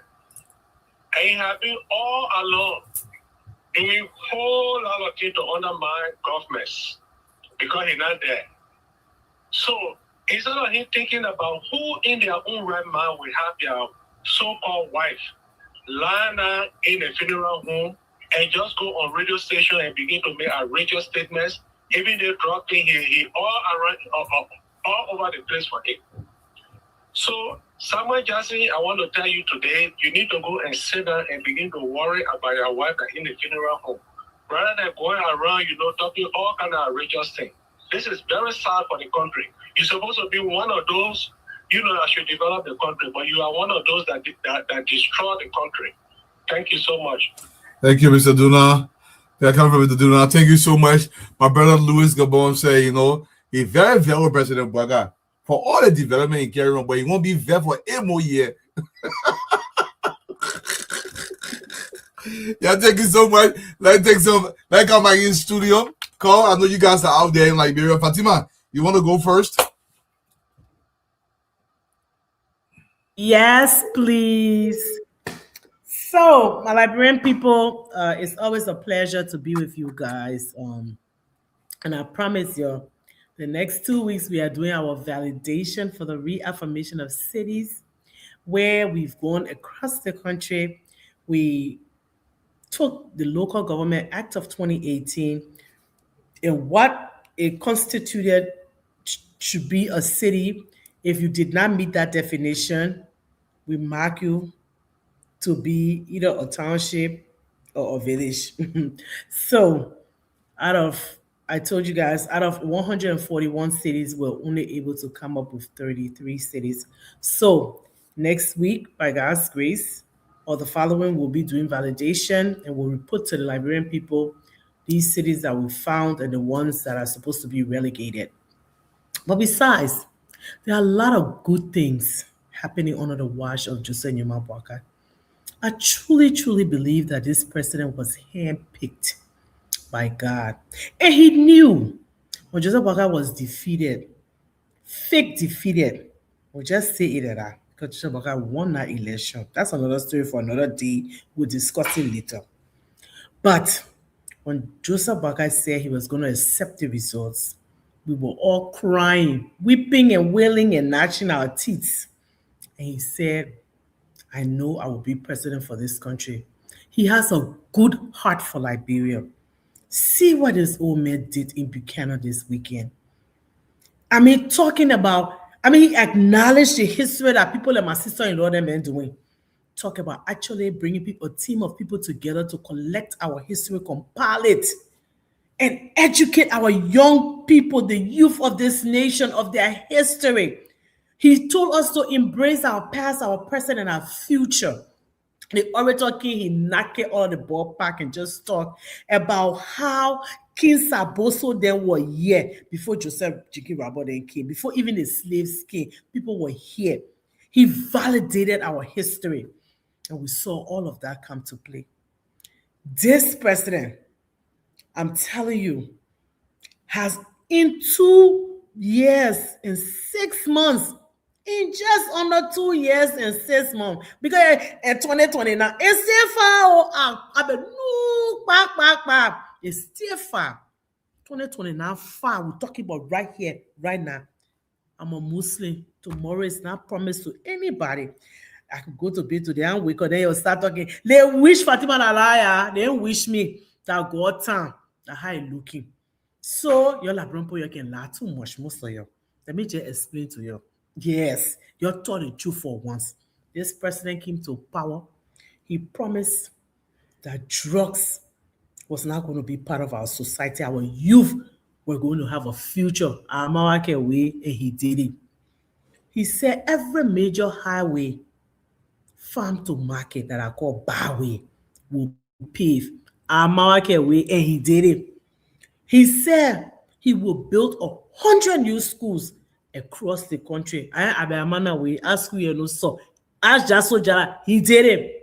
He said our children will not just go to school and be hungry. They put a lunch program there. Our own rice that we're making. In the arrest agenda, the first letter agriculture, I will call him man near Duko way. They facing the rest in Liberia. He making it. He passed around in my lifetime. Me Fatula God give me long life and good health. They overpass that he own.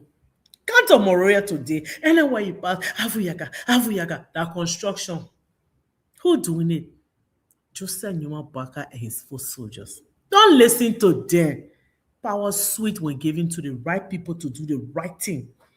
It's an opportunity. It's not what your country, Liberia, can do for you. It's what you can do for your country that future generations will look at and say, yes, Joseph Nyuma Baka passed over there to see your 80-year-old man who will just sit there every day and talk about his country.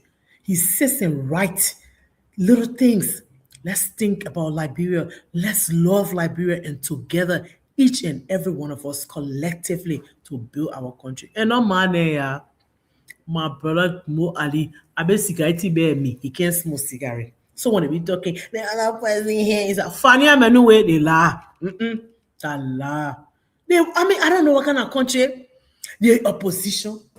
You're talking about all the men saying will build school, he building the school. All the men saying will fight join him. I don't want opposition they can look for to talk. You said this in your campaign and not happening.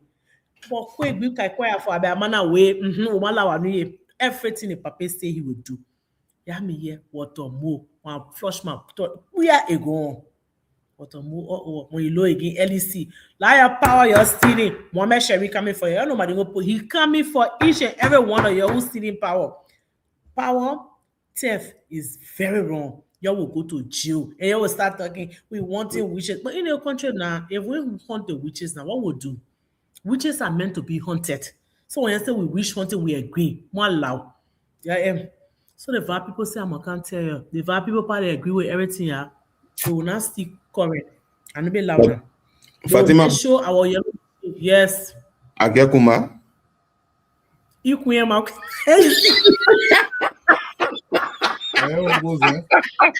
Let's go to you, Uncle. Ikuyama Koloba, a dare. Ikuyama Koloba, My big head. Vamos embora Ikuyama Koloba. Oh, From my big head. From my taboo head. Look, he and Ambrose, let me tell you something. Was say. Go ahead. So I came on the show earlier. I saw he and Ambrose wearing hat. I laughed to myself. I laughed to myself. Yeah, Ambrose my wore hat today. Shout out to Auntie Miata. I took the girls to go visit her today in East Lagoon at her beautiful home. Oh, she not come to town? No, I went to her. I ain't Ghana.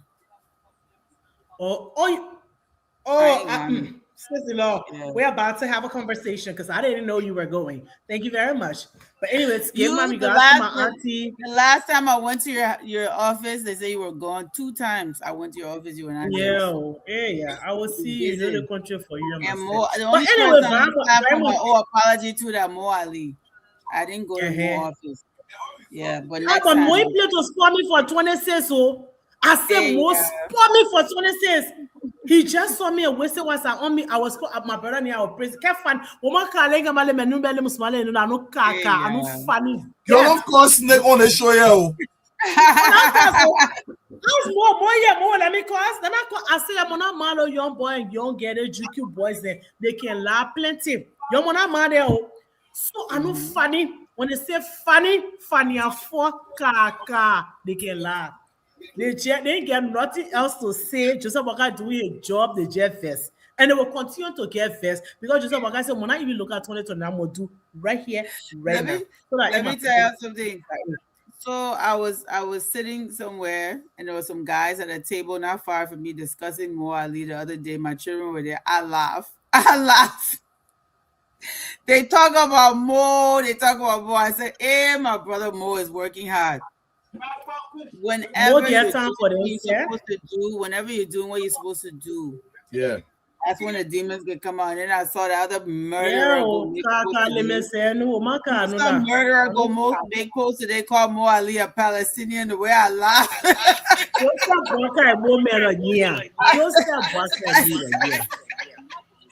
said I'm part of a Palestinian. That guy is sick, but it's good to have those enemies. That kind of person is supposed to be your friend, and that's supposed to, like you said, I'll be person to like you. Yeah, let that person. Those are the kind of people I like to hate me. Don't be my friend. You kill your wife. Don't be my friend. Wife killers should not be our friends. Anyway, what's his name? Albert. We like your Kuma big head. We like it. You can take your hat off. You're not listening. So, a couple of things I wanted to talk about, Dwalo, in closing tonight.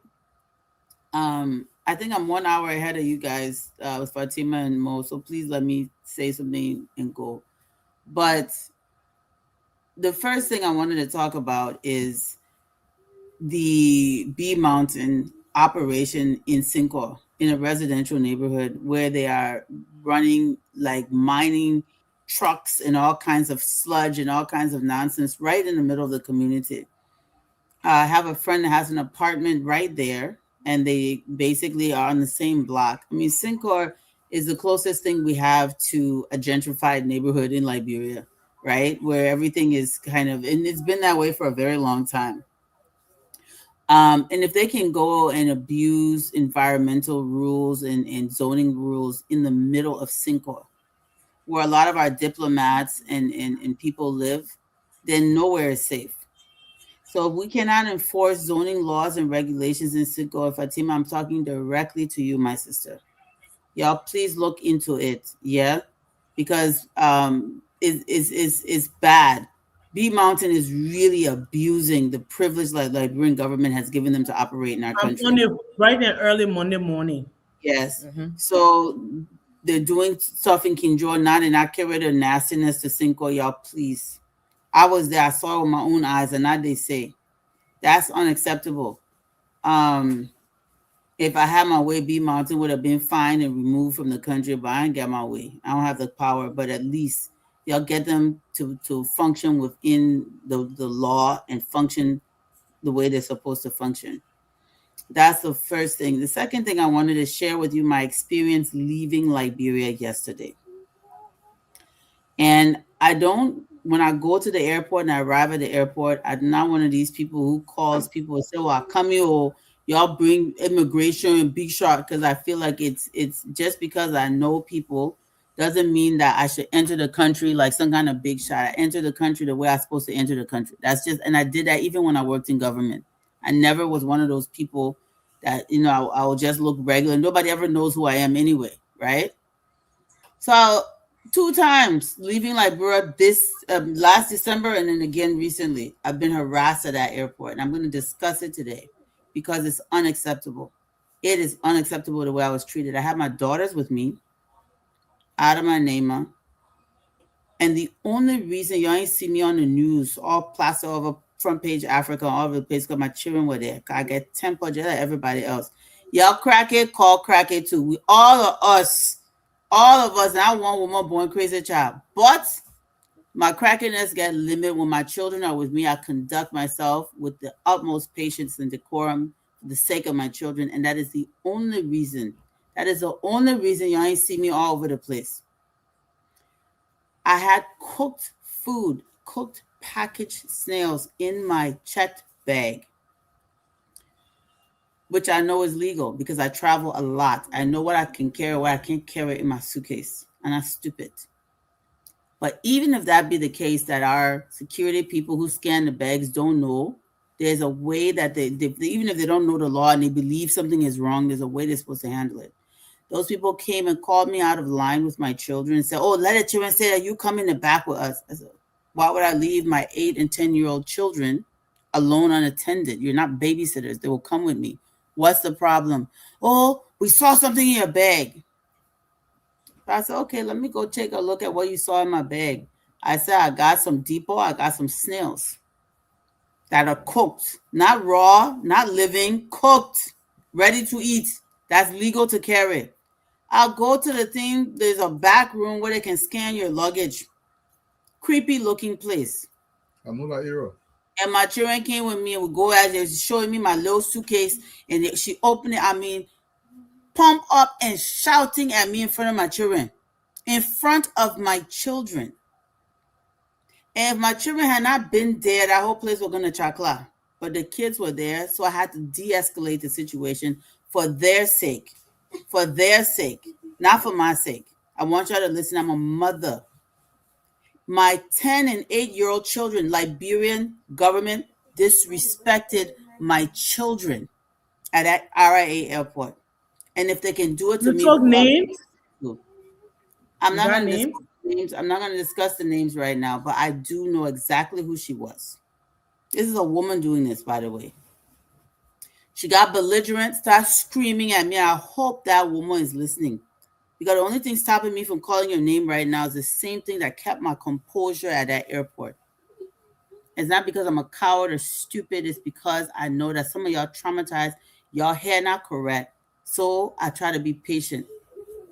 My kids were terrified. I did nothing wrong. And I told her when she started shouting I couldn't de-escalate the situation. I said, let me see your supervisor. I am the supervisor. So I said, you know what happened? Since you're not going to calm down, I'm going to take my phone and record. The moment I said that, she jumped up. You dare record me? I will tell the airline not to allow you to board your flight. Wow. I say, if you do that, you will regret it on so many levels. Don't try me. In the exact voice I'm talking to you in. I said, don't try me. I said, my children are here. Do not test me. She went running outside of the place, left me in there with another lady, left my children. She went.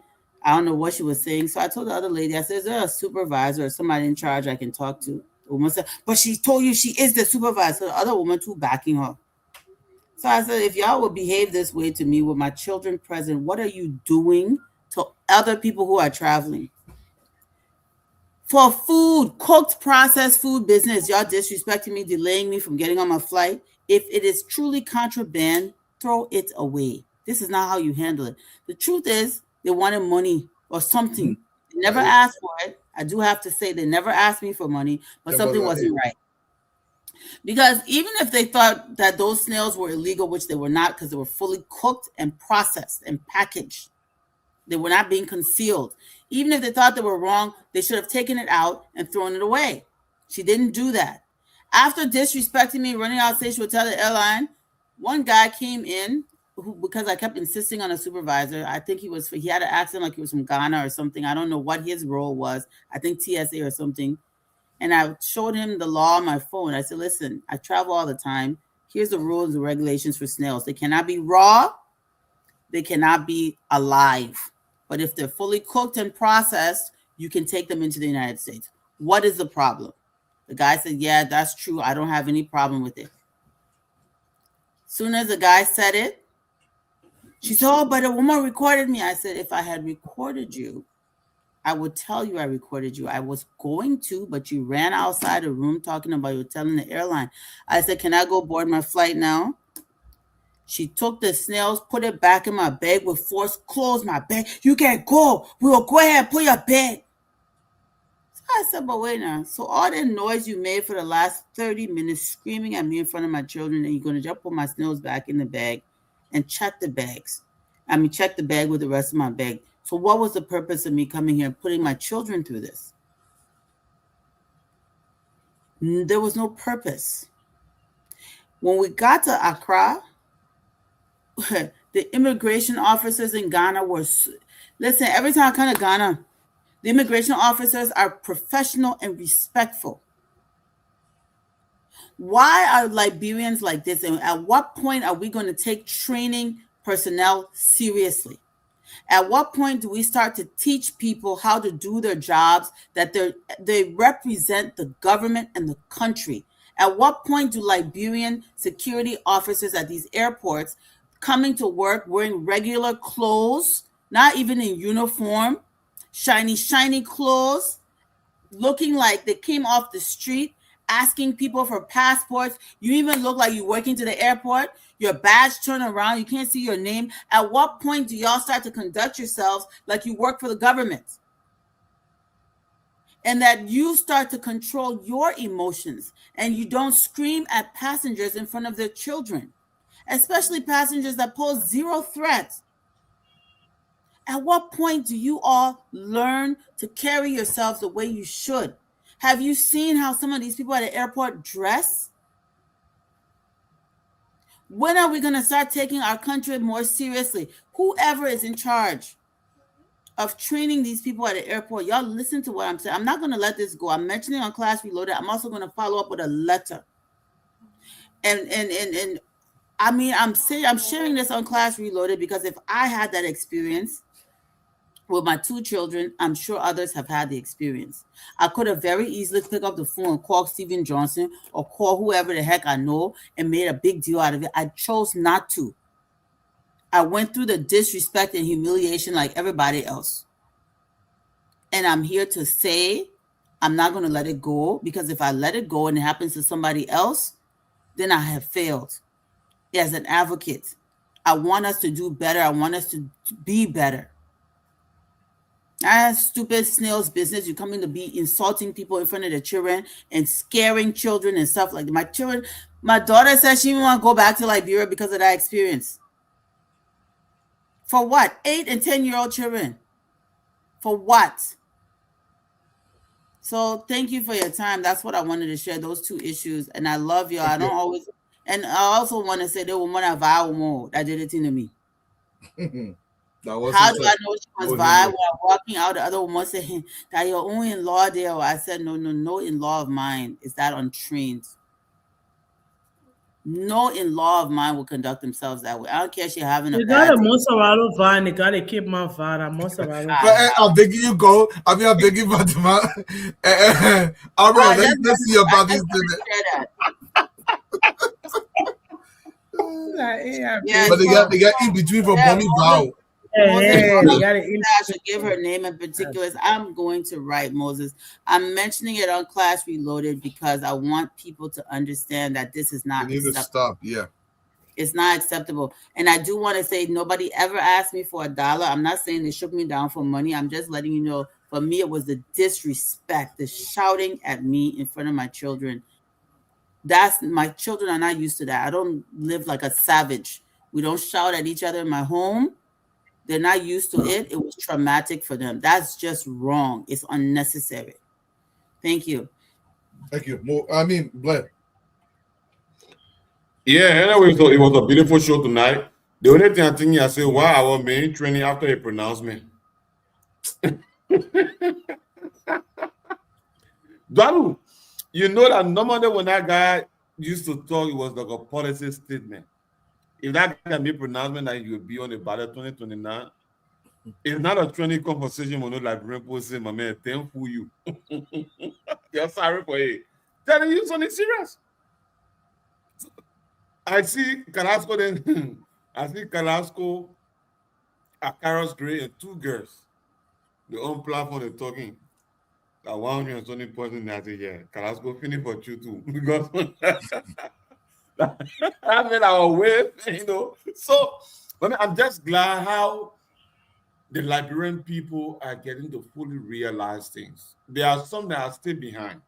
But by and by, the wave will come over. So I mean, we're doing great job having people like call Fatima, even though she said like my own Martin coming, call her laughing at call her laughing at it secretly. But we're glad all the things that I want making all that I want making it all the talking is doing call. I never explained anything on that they fit and go on class video there. And it's not lying. Oh, I can't reload me. I'm begging you. You finish? I finish. You finish. Mo, get rid of oil. I hope you feel better, Mo, my man. You did well by coming the last 2 days. Yesterday, you're only supposed to be on for like 30 minutes. You spent the whole time with us. Sure. And then today again. So, God sorry for your experience. I've experienced that a lot everywhere in Liberia. In fact, the people usually by the time they see me, they say they men are foreigner. One time they even seized my passport. I was traveling. When they seized my passport, they asked how I got official passport. But then I was director at the Ministry of Finance. How I got it, they seized it, they wanted to go and all kind of things. So I just ended looking at them. And they made grumble. If I don't want it, they're not able to grumble. Anyway, sorry. You know the drugs thing, we keep talking about it. Because people think it is normal for a country to be a hub for other countries. It's like once it's not for us, we don't care. Go to the other part of the country. And the contract now for rat alone story there. And I want to remind the public the police have announced the EPS director, those who on the National Security Council. They said this investigation goes as far back as 2019. So it did not start from today, as far back as 2019. You know, yesterday, Gregory Coleman made a statement and they say, oh, the man said top government official when they caught that part. So they were asking for the top government officials today, yesterday and today. The man said top government officials from 2019 to 2023. He was very, very clear. He wasn't ambiguous. in his statement. He was clear in saying government officials and all people who were in top position in government from way back 2019 to 2023. They get news for them. Some of them were involved or are involved. So they call apart from there from 2019 to 2023, and they just one way they say top government officials involved. When they catch you, which one Bene will catch you too. All of y'all looking for government officials for them to arrest, so they can arrest them. Thank you, Dwalo, and thank you, everyone. Good night. Thank you, everyone, and to the audience, man. You're taking plenty. Confession, RIA. I've never had one bad experience there before. If I want to get a nigga care about better about me, I run through. I can bring my oil, I can bring my everything, and my wife can use it to. Ain't no Dwalo about husband, yeah, about team. But anyway, I want people, they gotta do well. That before going to give my experience. When I go at the airport, I have my cab like this. Then they asked me where yellow fuel stuff, and I forgot about it yet. So I told him that I took my injection, but I forgot my card. He said, "My man, okay, go over there, go talk with the man over there." Yeah. And what they call. So he said, "But live like your heart into the man." He said, "My man, that man coming to you, that man talk, that man put a particular time and make sure that man what they call. Please put your heart up, that will be all the recognize you. When I put your heart, all the guys saw me." Because my man, you put a problem, you think that me come in trouble, you know the man, yeah. He said, "My man, you go process that man, I ain't go." Let this man go. No, but overall, man, you know, they got to do better. When we're coming back, the food stuff I was bringing when I go at the airport, they say I need to get some kind of a paper before I can come out of the country. Ministry Health Clearance. Yeah, I think I paid 20 or 25. Yeah, take a picture of it in your phone next time. Just take a picture of it in your phone, just in case. Yeah. You don't know where is that. Yeah. Yeah, I paid. So the thing is, guys, before you come in, I don't want y'all to confuse something with the public. Every food is not Ministry of Health clearance business. It's for certain types of food. If you have biscuits, processed food, you don't need Ministry of Health clearance for processed cooked food. It's for agricultural products, raw things, fruits, vegetables, stuff like that. How you get Ministry of Health clearance for something that is cooked and processed? I was bringing dry fish. That one you need clearance for it. Yeah, that's different. But you got something that you've checking in your bag that's fully cooked, that wasn't raw and dry. I'm sorry for your experience. I mean, I just want to point it out for the audience to know that everything that you eat does not need clearance. They need to be very precise about what it is. Thank you. Sorry. You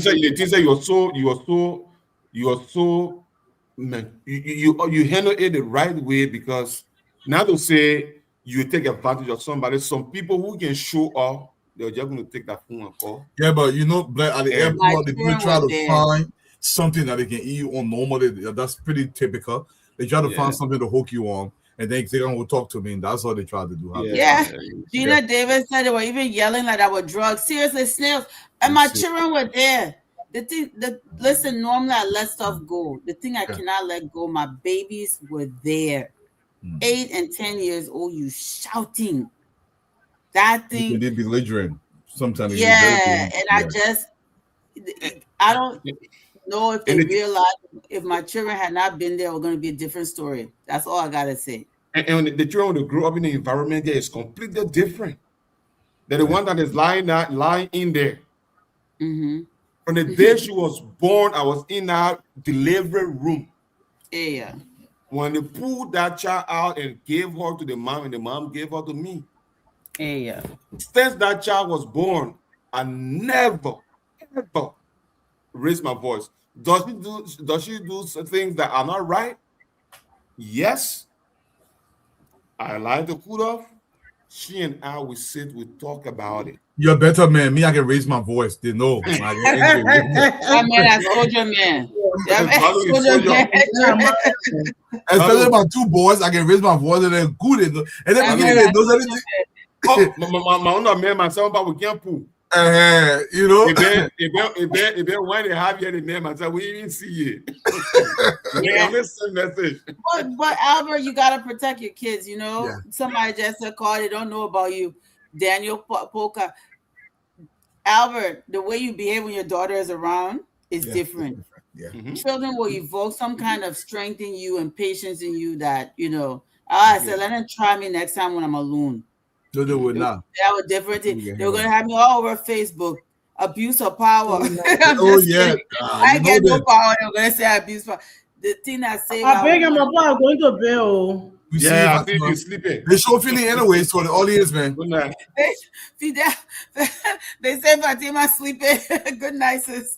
Good night. That president, we are reading for all while we go to bed. Why are you sleeping, president? We are reading for please, I want to see that one. All the way I'm sleeping, I want to see it. Look at you, young. Okay. By the Waka administration. The promised rescue, the promised transformation, the promised prosperity. Instead, families are struggling to eat. Businesses are collapsing under the weight of a bad economy and high taxes. And the Liberian people confidence in their own institution has been broken. The level of executive interfering into the other two branches of government never in the history of our democracy has pronounced what me? That foul at Gibraltar. Our people, man. And as pronounced,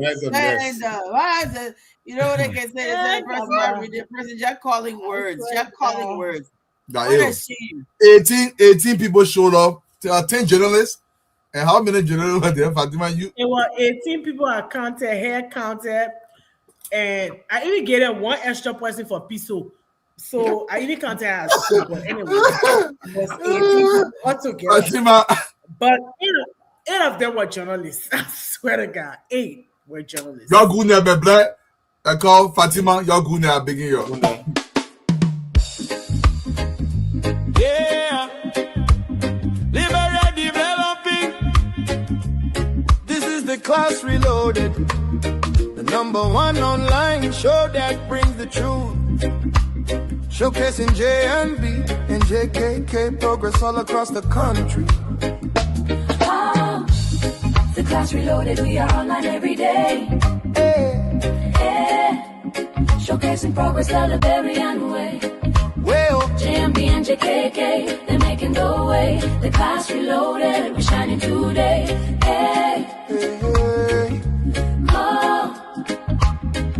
From Monrovia City to the other counties, development talk shake the country. We talk the truth, we don't lie. The rescue mission making people smile. Roads getting better, school